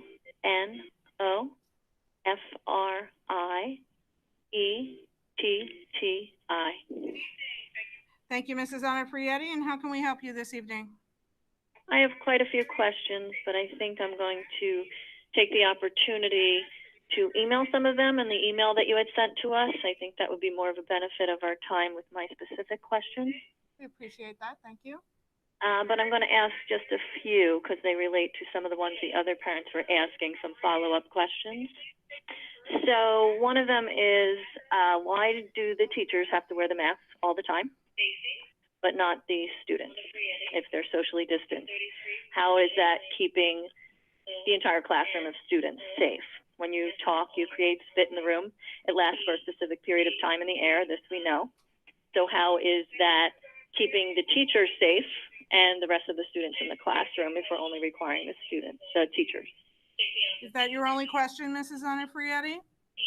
No. Can you please continue? Yes. When it was already asked, one of my questions was already touched upon by Mr. Egan, I believe, had called in and asked because I had a question about the road back guideline as to creating a committee for the road back, and it should include different stakeholders, different people. Specifically, it had said on their parents, and you had said that you have not constructed that yet. You've put this plan in place in this PowerPoint in this presentation tonight, but the committee is not set. How are you going about setting that committee, and how are you choosing the people that they want on that committee and the guidelines for that, such as parents? Is that all, Mrs. Onofrietti? Nope, I have one more question. You discussed middle school and the teacher going around instead of the students to the classrooms, which would keep it cleaner, obviously, in the desks and the students in their place, which is excellent. For high school, and I don't know if you mentioned it because my computer was going in and out, how are you doing that for the high schoolers? And if they are switching, how are the desks being sanitized in between if the students are moving around? Thank you, Mrs. Onofrietti. I'm going to ask our administrative team to answer your questions. Thank you. Sure. Good evening, Mrs. Onofrietti. For teachers wearing masks, you know that students might be seated at their desk area so that they're 6 feet apart, but our teachers really are not stationary. They just don't sit at their desk or stand at a whiteboard or a chalkboard if we still have any of those. I don't think we do. So our teachers are up and around and moving around those rooms, helping our students, as much as they can. Of course, we're encouraging social distancing for all, but when a child is in a situation where they may need assistance, especially our young ones, those teachers are going to be right by their side. So wearing that mask is for their protection, of course. Yeah, I get that. Okay. And then, do you want to take the committee part? I don't understand why the teachers have to wear them, which is perfect. The teachers should. I want the teachers safe. I think that that's great. But I've talked to a lot of teachers, and I understand, and I heard or even been told that the students do not have to wear them. And you had just said that in the PowerPoint. As long as they're socially distanced, they do not have to wear them. I would like to know why that is in place. Why do the students not have to keep them on? Which keeps the spit and them talking, just from talking, we know there's spit in the room. I've done a lot of research on this. I don't need to get into that, but it's in the room and you're in a classroom. And even if you're 6 feet apart, why would that be allowed? Why do the students not have to wear masks? Hi, Mrs. Onofrietti. Just to answer that quickly, in our plans, all of our guidance was based on the NJDOE, the road back, and specifically within the NJDOE, the road back, it does say that teachers will be mandated to wear masks at all times, while students can remove their mask when they are in a socially distant place. So again, our plans are based on that guidance, not solely on that guidance, but on that guidance. And that's why at this time, we're looking at that as our mask policy. So are you still considering it? Because I know Ms. Mayo had said that you're following the minimum standards and you've gone through the leads for creating this PowerPoint and this plan so far. So I believe we are Toms River. We are strong. We are powerful. We are one of the biggest schools in the state. So why are we just setting minimum standards and not doing more than that and setting a higher standard for other schools to follow by keeping students masks on, to keep it safer, to do more than just the minimum? Well, Ms. Onofrietti, in following the guidelines that were set forth, I think that we're doing our part in keeping our children healthy and safe, which is, of course, our utmost priority. And with those guidelines in place, we're enabling students also to continue to interact with peers and with the teacher. One of the primary reasons for the teacher to be masked also is that he or she will be able to move around the classroom and support students as necessary, we would require that if social distancing as per the guidelines is unable to be maintained, such as when a student is moving about the classroom and or moving into the hallway, that he or she is wearing a mask. So the mask component would also protect the teacher as he or she moves around. So, I don't think you're understanding my question, but I will write an email, I think, to that so that you can really understand what I'm trying to say. We need to move on to the rest of Mrs. Onofrietti's questions, please. Thank you. yes, so your next question was about our guidelines for choosing stakeholders for committees. We have always been very successful in Toms River in opening our committees for various stakeholder participation. So right now we're at a place where we already have stakeholders who have been communicating with our individual administrative groups, but I'm sure in certain circumstances, we may make a call for participation in some of those circumstances, but that's still to be determined.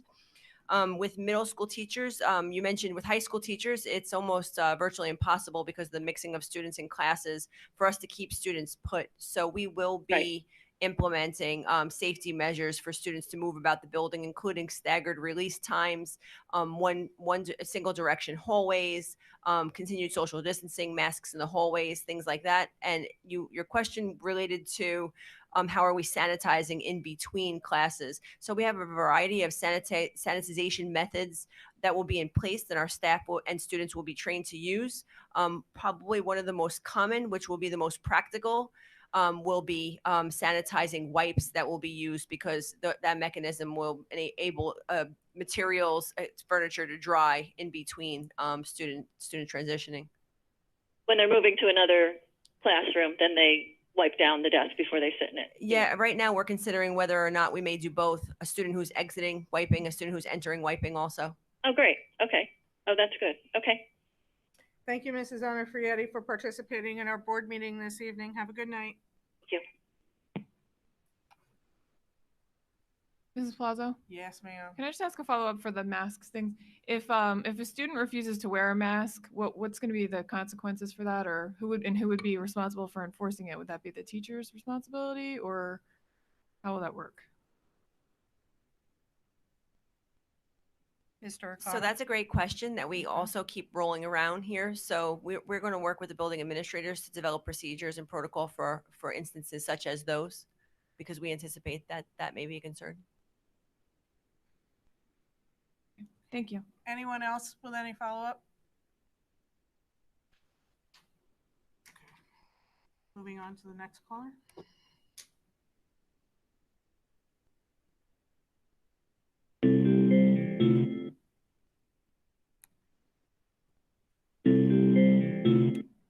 Good evening. Thank you for calling into our Toms River Regional Schools Board of Education meeting public comment period. Please state your full name and address for the record and spell your last name, please. Karen Davis, Davis. I'm sorry, can you repeat that? Karen Davis, Davis, 47 Seabreeze Road. Thank you, Mrs. Davis. How can we help you this evening? Hi, this is very specific to a child that is disabled and physically fragile. Mrs. Davis, before you continue, I just want to say that if you have a specific question to your child and you're reluctant to release personal information to the 801 families that are watching this right now, you may want to reach out directly via phone or email, but it is your option. No, I'm fine with that. Okay. Go ahead. Oh, okay. Specific to a child that is disabled and medically fragile, if a parent chooses not to send their child, is there a consideration for their specials like OT, speech, and physical therapy to be done in another setting? Is that your only question? That's my only question.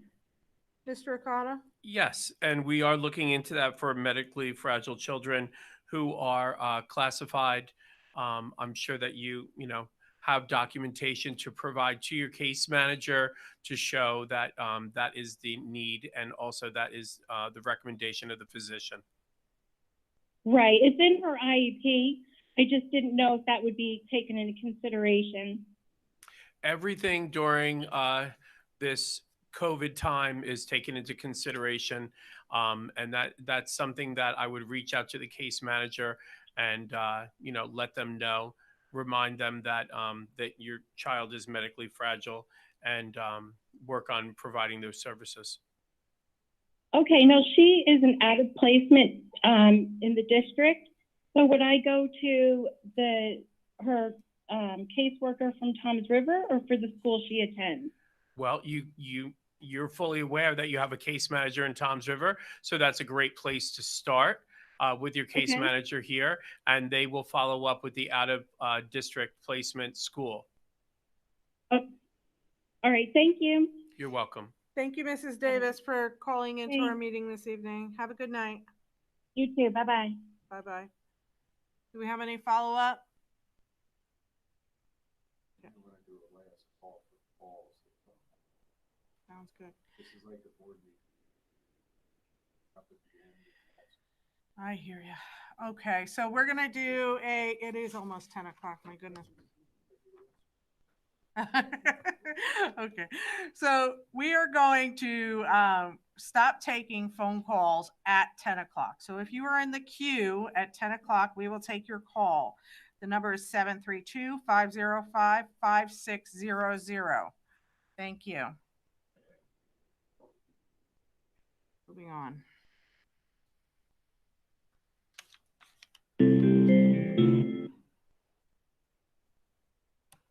Good evening. Thank you for calling into our Toms River Regional Schools Board of Education meeting public comment period. Please state your full name and address for the record and spell your last name. Hi, Suzanne Morales, Morales, address 852 Beechwood Boulevard in Beechwood. Thank you, Mrs. Morales. How can we help you this evening? I sort of have a two-part question and then a suggestion. Yes, ma'am. Okay, so the first question is, I have twins that are going to be starting in Beechwood Elementary. I was planning on putting them in two separate classes, but because of half virtual and half in school, I'm going to be putting them in the same class just to make life easier. I want to know, are we going to be provided, or who is going to be providing computers or devices or somehow to virtually get them schooled? We don't have the funds or the means to be able to buy two separate computers with webcams and devices to accurately have them be able to learn. So I wanted to see if we are going to be provided with some sort of monetary funding to be able to buy these devices. And then my suggestion was, have we or anybody thought about 2-week blocked off classroom times such as A and B? A would have to go to school 2 weeks in a row, leaving B at home to do virtual, and then B going to school for the next 2 weeks, leaving A at home. That way, if there is a problem, they would be technically quarantined for 2 weeks. Mrs. Morales, I'm just going to ask, are these your first two children to go through Toms River Schools? Yes. Can you tell? Welcome to Toms River Regional Schools. I think you're going to be pretty happy here. I'm going to ask our administrative team to address your concerns, but please be aware that I think you're zoned for Beechwood Elementary School. Mrs. Muir is a wonderful woman, and she would be happy to answer almost any question that you could possibly come up with on a regular basis, and I'm sure you'll have more than a few. Mr. Fosnett, Mrs. DeMayo, maybe? Yes, thank you, Mrs. Morales. We will have, excuse me, we will have an opportunity for parents to pick up any devices that they would need to support them in virtual learning. We have enough devices to support all of our children. We're also looking into the possibility of internet connection for those that are in need of that as well. So we will make certain that all of our virtual needs for our students are met. In regard to the 2-week blocked off schedule, we did look at that model with our curriculum and instruction team. We were a bit concerned about students being disconnected from school for 2 full weeks, and are really excited about the model that we have with the rotating schedule and our in-person learning supporting virtual learning the day after and vice versa. So that's why we've elected to go with that model along with our community feedback. Okay. All right, so just to reiterate, we will be helped with whatever sort of devices and internet we will be needing. Because like I said, I do need 2 of everything. Yes, ma'am. Your building principal will facilitate that at a later time. Thank you. Thank you. Bye-bye. Have a good evening. Bye-bye. You too. Bye-bye. All right. Anybody have any follow-up on that? No? How many are in the queue? Thank you. Okay. Thank you. Good evening. Welcome to the public comment period of Toms River Regional Schools Board of Education meeting. Thank you for dialing in this evening. Please state your full name and address and spell your last name for me, please. Melissa Harris, Harris. Address is 50 Double Trouble. Mrs. Harris, how can we help you this evening? I have a few questions. I'll just ask them all straight like everyone else has been doing. Thank you. First is substitute exposure and regulation. I know substitutes sub at multiple districts and obviously multiple schools. How are you going to go about notifying them if they've been exposed to someone? Say if the substitute is in Jackson's district and there's an exposure there, how will they be notified then when they come to Toms River the next day?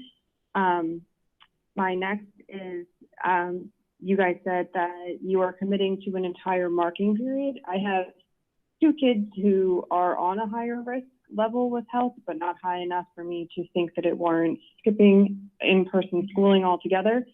But should something happen and I need to pull them from school, would a medical note then allow me out before that marking period is up? I also was wondering what would constitute a trip to the nurse. One of my children, the pneumonia vaccine does not work on them. They get coughed a lot from their asthma and then pair it with that. They're always okay to be in school. It's mostly an asthma cough, but if they're coughing, are they going to be then sent to the nurse and exposed to more germs? Same child hallucinates from cough medicine, so I can't dose them and send them. And then my last question was, I heard that children on free and reduced lunch would be receiving those meals at the end of the 4-hour school day to take home. And I was wondering if a thought of embarrassment to the children would come into play at all, if everyone who's only on free and reduced lunch are then receiving meals. Is that all, Mrs. Harris? That's all of them. Thank you. We're going to ask our administrative team to address your concerns. Thank you. Good evening, Mrs. Harris. So our substitutes, we utilize ESS. Most of our substitutes, our teachers do a preferred list. So most of our substitutes in our buildings, we're very lucky that we have the same ones that work for us over and over. So on a regular basis, we have a preferred list. Each teacher can create. So that's really not a problem. We have the same ones in our buildings, and usually people want to work at a certain time schedule, so they'll work at certain buildings for us. So we really don't have a lot of, we know our substitute staff pretty darn well in all of our buildings. Our administrators and our teachers know them.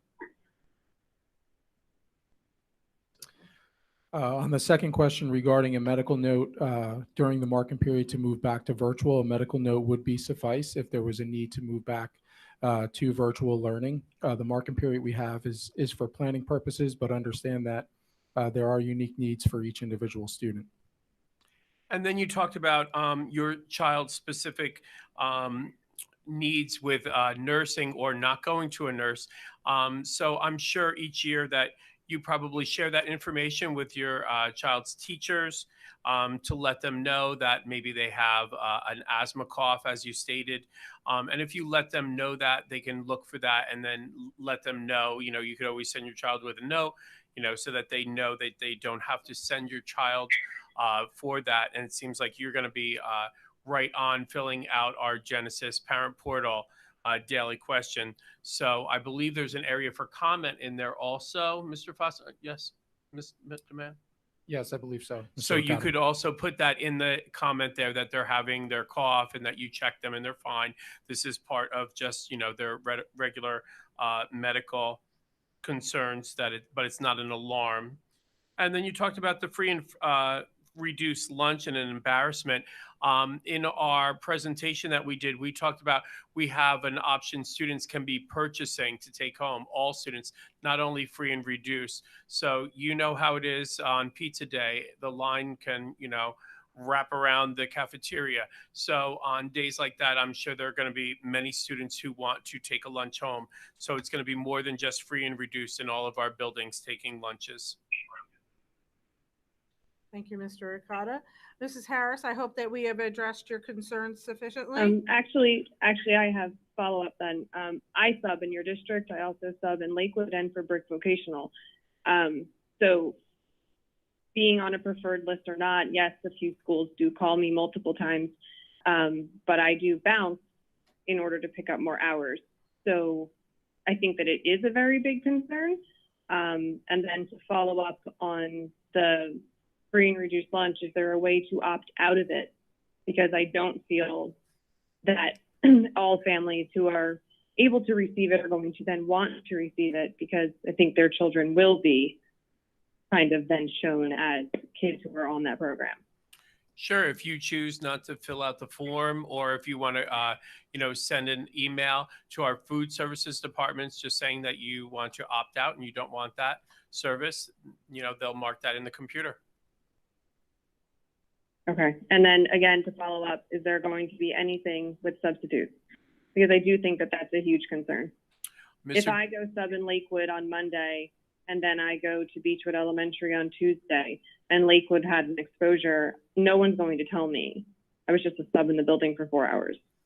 Well, that you work for ESS directly, right? I do. Yes, I do. Right. And so you don't believe that they would inform you? No, I don't. Okay, well, I can tell you would. that Mr. During and I have a meeting with ESS representatives scheduled, and that is definitely something that we can bring up with them this week, that concern. Okay, I'd appreciate that. Thank you. Thank you. Thank you, Mrs. Harris, for participating in our meeting this evening. We hope we have addressed your concerns. Have a good night. Thanks, you too. Right. Do we have any follow-up? No?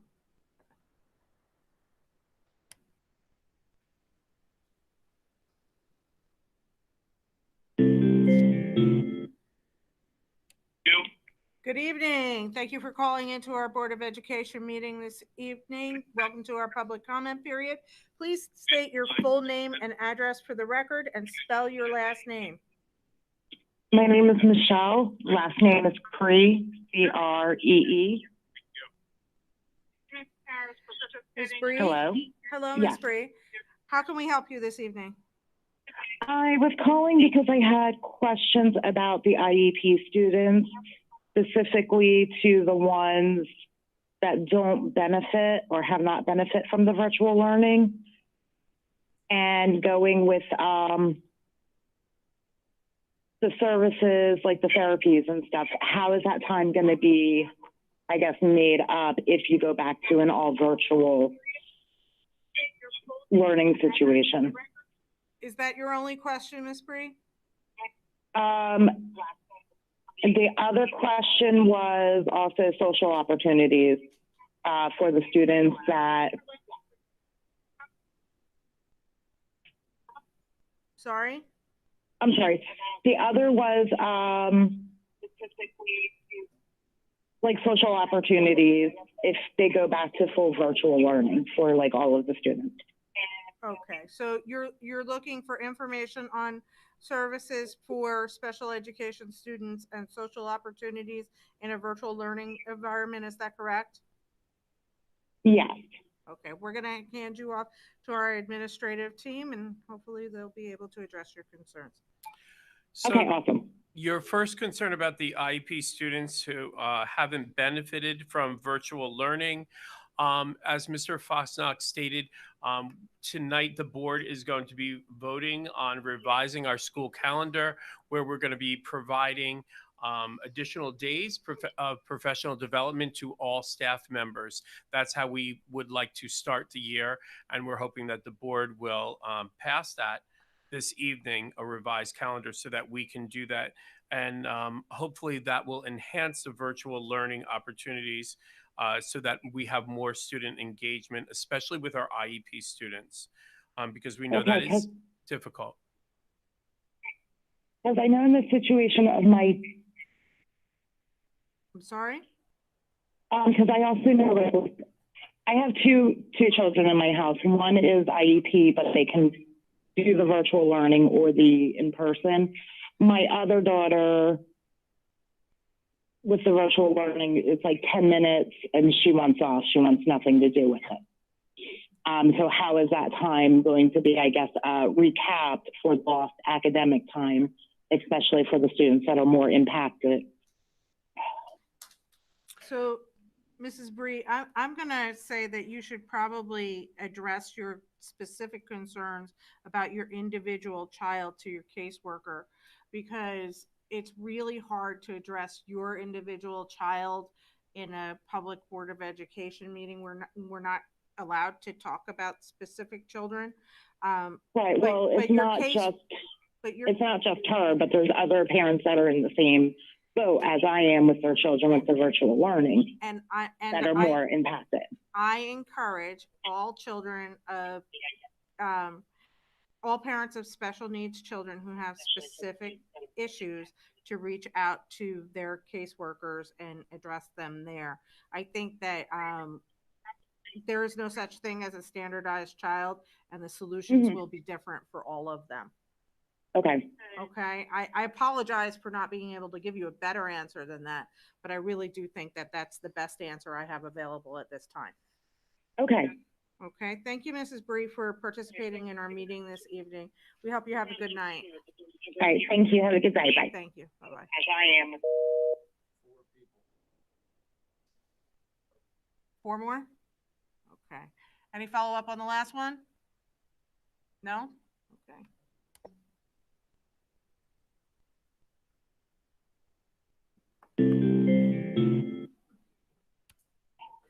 Good evening. Welcome to the Toms River Regional School Board of Education meeting, public comment period. Please state your full name and address for the record and spell your last name. Hi, my name is Michael Taylor, Taylor, and 218 Pennant Avenue in Beechwood. I've got a couple quick questions for you. My son is going to be attending for the first time in kindergarten this year, and there's a couple concerns we have. One, how are Toms River going to handle parents being allowed in the building? What kind of access are we going to be given, especially for days like the first day of school? Are we going to be allowed to escort our children in? Also, for after school, I guess either Y Kids or remote learning, or I should say daycare services for aftercare. Will the school still be providing busing for that on school days where they're in person? And also, what would be the protocol for off days where it would be a virtual situation? And that's all I have. Thank you. Mr. Taylor, is this your first child in the Toms River Regional School District? It is. Well, welcome. We hope you really like it here. I think that any other year you'd be having a amazing kindergarten experience, but this one's going to be a little bit different.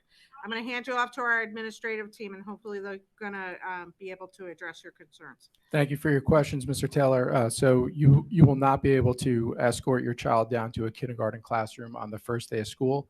However, all of our elementary buildings are working on their kindergarten orientation plans at the moment, which will consist of both virtual and in-person orientations in a socially distant manner.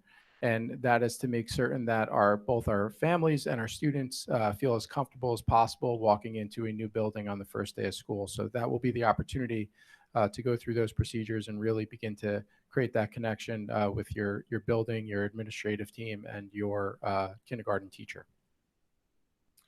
The second part of your question, Mr. Taylor, was about after school.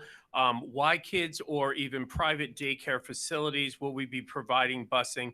So the answer to that is if your child is in our school on that day, on our AB rotation in school, yes, they will be receiving busing.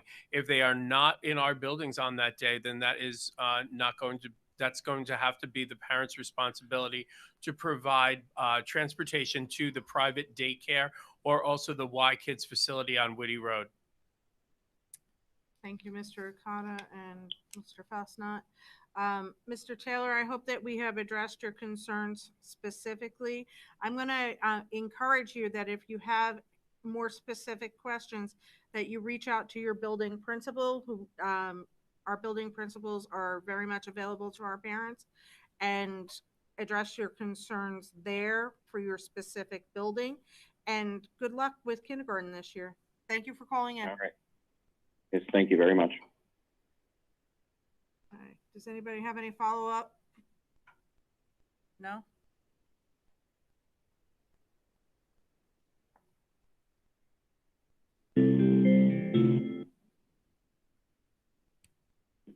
Good evening. Thank you for calling into our Toms River Regional Schools Board of Education meeting public comment period.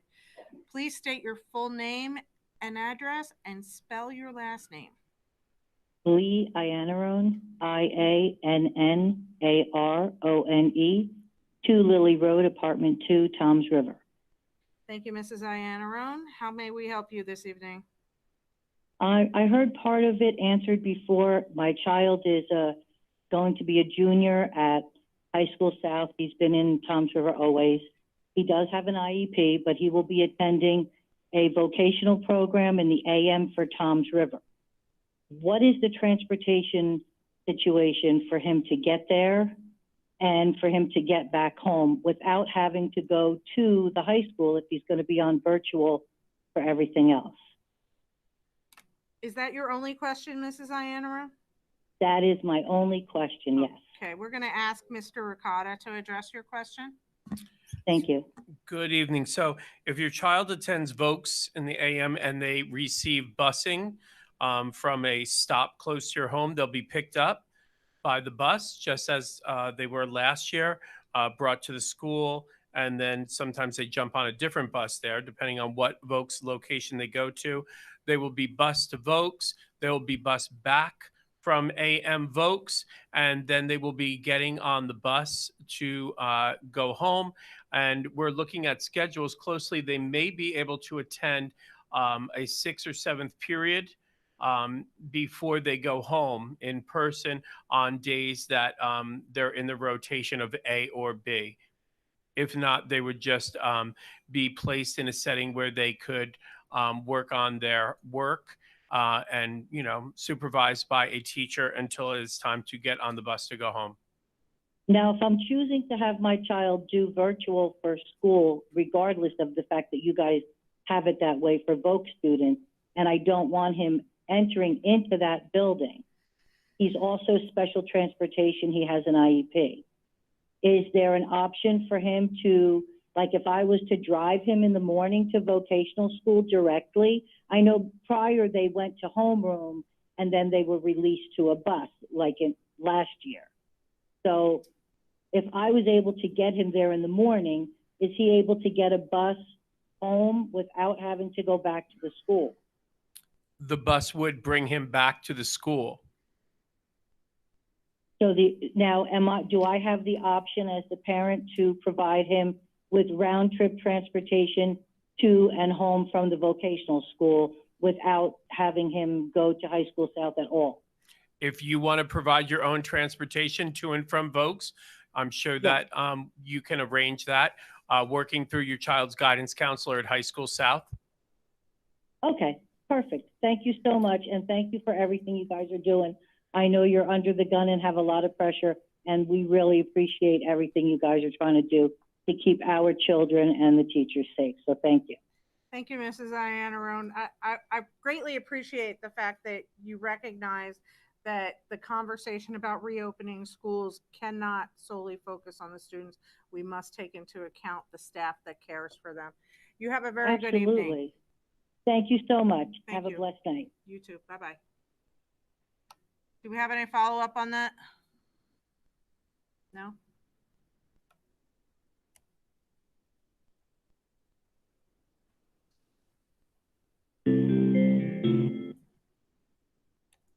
Good evening. Thank you for calling into our Toms River Regional Schools Board of Education meeting public comment period.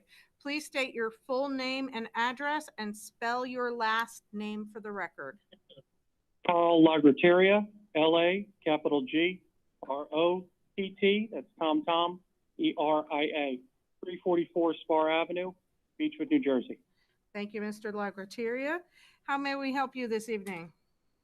Thank you for taking my call. I've been watching the meetings all summer, and I really admire the effort everyone is putting in this district to try to get through this rough time. So thank you, first and foremost. Thank you very much. You're very welcome. Concerning the distance learning, I choose to have my daughter go for distance learning for the first marking period to start off, and I think that's good the way you're going to go with marking periods. How long could we expect her to attend distance learning every day? And will that be in some sort of live capacity, or is it a mixture? And if so, how long between the mix is the different type of mix? Is that your only question, Mr. Lagrateria? Yes, it's that question. And then I also have a comment on the fever, the temperature taking and the security. There is a device called a OneScreen GoSafe. I would look into that. You can look it up on the website. Like $2,200. They're using it at Holy Name Hospital in Jersey City, has standardized on it. It takes temperatures, it does facial recognition, it does attendance. It can be used as a security device. It reads people's faces with or without masks. It does it individually. It can work as an opening device for remote doors, so they can't even enter the building. There's a lot of things it does. I would encourage you to review that website for that. Thank you. Okay. I'm going to ask Mr. Okada and his team to address your question. Thank you. So in speaking to the length of the distance learning day, at this time right now, our plan is to continue with a 4-hour day for our students who are moving into either of those choices. However, if we end up needing to transition to a full virtual option, we may modify that time frame to provide additional time between teacher and student in each of the courses. So for elementary, obviously for the one class, but in middle and high school for them to have additional time to work with students in those classes. You asked about whether it would be live and or asynchronous instruction, and it's going to be a blend of that. We will send out the slide deck that we shared in this presentation tomorrow to our parents. So you'll have an opportunity to look at what that virtual model would entail, but a blend of live instruction with students and then maybe some instructional videos, but also into opportunities to touch back with the students at some point during that time period. I hope that answers your question. Thank you, Ms. Yes, that did. And now concerning things like choir or art or gym, how would someone who is in a distance learning capacity full time be able to interface with those activities? So those teachers are also planning for a virtual option for their students who are participating on an off rotation day. So knowing what we learned from this previous bout with remote learning and then moving into the unit planning that teachers are using now, our teachers have gotten fairly adept at using digital tools that provide students with opportunities to do things in more of like a a tutorial sort of format. I can't think of the word I'm looking for at this moment, but where they're able to look at some alternate options. We're also looking at what kind of supplies, we're evaluating what kind of supplies students would need for those classes, and potentially being able to either recommend or provide them with some of those materials to do some hands-on things at home, even if they could do that in a small group setting. So our teachers are extremely creative. Our curriculum teams are also creative. So I think we're pretty confident that we can provide some of those opportunities to students in whether it's in a virtual or a face-to-face format. Well, thank you very much. That was quite informative. I look forward to seeing the information. Thank you, Mr. Licataria, for participating in our meeting this evening. We appreciate your comments and your questions. Have a good night. You as well. Be well. You too. Thank you. Do we have any follow-up? No?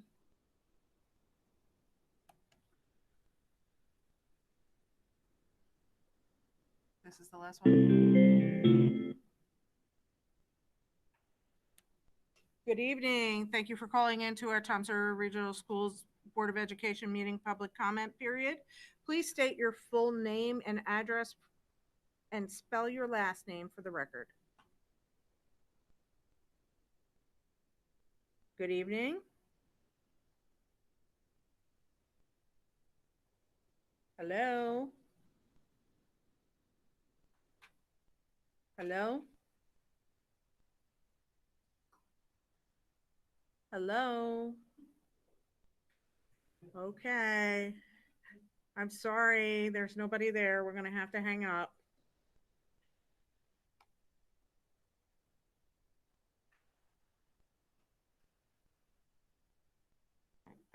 That's it? One more, apparently. Good evening. Welcome to public comment period, the Toms River Regional Schools Board of Education meeting. Please state your name and full address for the record and spell your last name. Good evening. My name's Chris Wynn, W-I-N-N. I live at 244 Marigold Court, Toms River. Thank you, Mr. Wynn. How can we help you this evening? Yeah, thank you. I've got a number of questions. I'll try and cover them quickly. First, around special education. The presentation covered specifically self-contained classrooms. I was wondering about in-class support, what that model would look like. Will there be a special ed teacher in the classes for the AB sessions as well as virtually to offer support for that? Second, question around academically intensive classes like AP classes. You know, these classes are challenging enough in normal times, even more so when we're trying to fit all that into a shortened day. What kind of additional support will there be to help these students keep up with this kind of course load? Third, around sports. I know a lot of it is up in the air, but where does the final guidance come from for sports? Is it the Shore Conference, the NJSIAA? Does the district have some discretion to make that final decision? And if there are sports, would those practices be right after school, after a shortened day, or would the students then go home and then come back at the quote usual practice time from last year? Are those all your questions, Mr. Wynn? I have two more real quick. Please. First, next question about the social and emotional well-being of students. During these challenging times, there may be special mental health concerns. You know, it's very stressful for everyone, especially students. Will there be more access to counseling or guidance or any other sort of mental health services available to students? And then my last question is simple. Will there be chorus in the middle and high schools? Thank you. Thank you, Mr. Wynn. I'm going to ask our administrative team to address your concerns. Good evening, Mr. Wynn. Your first question talked about special ed who are not in the self-contained classes. They're going to be following our regular ed AB schedule that was presented. And yes, the special education teachers would be there also to support the classified students in that setting. You also spoke about sports. We do follow NJSIAA. And you talked about, you know, the Board of Education can make determinations on what what athletics is going to do. They certainly can. I know you probably have seen in the newspaper that certain school districts have canceled their fall seasons. Right. Toms River Schools has not. At the last board meeting that we have moved forward and following the NJSIAA guidelines on the practices and what is allowed and what is not allowed at this time, and the late start for games. So that is the protocol that we're following right now. You asked about the practice times. The coaches, most of our coaches are teachers within our district or staff members. So right after the regular school day, they're going to have lunch and then they go into their virtual day. So the sports and different activities would have to be later. Students would have to go home and then come back for those activities. Okay. So to follow up on your questions regarding academic intensive courses and supports that will be provided, right now we have a number of curriculum teams working. I know that at the beginning of the meeting, we talked about having 15 work groups meeting, but we have quite a few additional curriculum groups meeting to address the needs of individual courses. So we'll hope to have that information available for you shortly in terms of what specific supports will be available for those courses.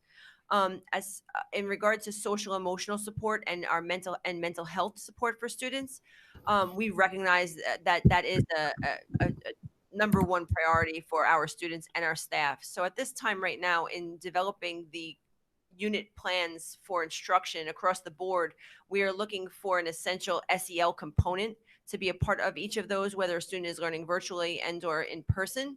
But also our work groups are brainstorming and different ways and different partnerships and current programs and offerings we have in the building that we can have still offer to students in the environment we're moving into. But we're currently working on what that model will look like with essential supports in place. And right now, yes, we are planning to have a course. Okay, thank you. Thank you, Mrs. DeMayo. Thank you, Mr. Thank you. I Nguyen, appreciate for your calling in this evening. We hope that we've addressed your concerns sufficiently. Have a good night. Absolutely, thank you. I got it. The number you have dialed is not authorized. No, what the heck?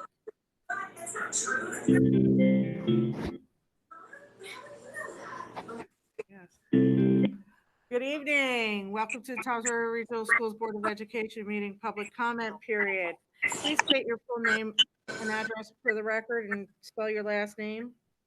Annette Smith, SMITH, and 1545 Spray Avenue, Beechwood. Okay, Mrs. Smith, how can we help you this evening?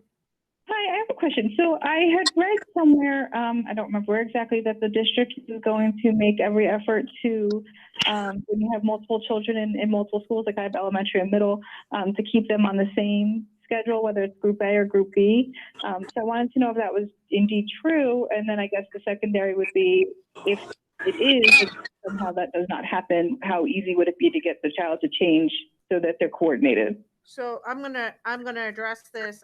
It was actually included in the presentation this evening that children would be grouped by letter, and so the tentative plan right now is to have last names A to K go on Monday and Wednesday, and last names L to Z go on Tuesday and Thursday, and that adjustment for that schedule would be made for children residing in the same households with different last names.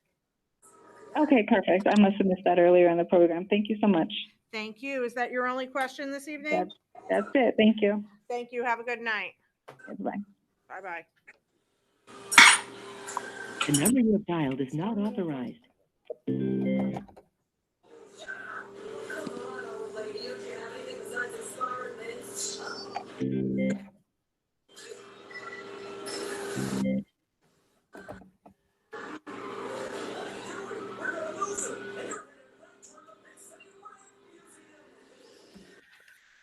Okay. That's it for public comment. At this time, Wendy, we need an, you want me to do it? Yes, please. Anna, before we move on, can I ask a question? Yes, sir. extracurricular activities, are those going to be limited to students who can find their own transportation? Yes. Okay. Is that it? Anybody else? Okay. Wendy, you're on. Need a motion to approve the board secretary's agenda as listed in the agenda. Motion Plaza. Second Nardini. Roll call, please. Egan. Horgan. Yes. Howe. Yes. Kidney. Yes. Mazenko. Yes. Nardini. Yes. Williams. Mrs. Williams? Mrs. Williams? I can see her. There she is. Yes. Sorry. Rhine. Yes. Palazzo. Yes. Need a motion for the approval of the revised 2020-2021 school calendar. Motion Mazenko. Second Ryan. Roll call, please. Egan. Yes. Horgan. Yes. Howe. Yes. Kidney. Yes. Mazenko. Yes. Nardini. Yes. Williams. Yes. Rhine. Yes. Palazzo. Yes. This time I need a motion to return to executive session. Motion Howe. Second Williams. All in favor? Aye. Aye. Thank you, everyone, for joining us this evening. We appreciate your time. Resolved that the Board of Education at this time move to closed session to be held at Conference Room A at the Administrative Offices, 1144 Hooper Avenue, Toms River, New Jersey, and virtually for the purpose of and to include personnel subject to change as outlined under the Open Public Meetings Act. At this time, I'm going to ask everyone who is conflicted, a personnel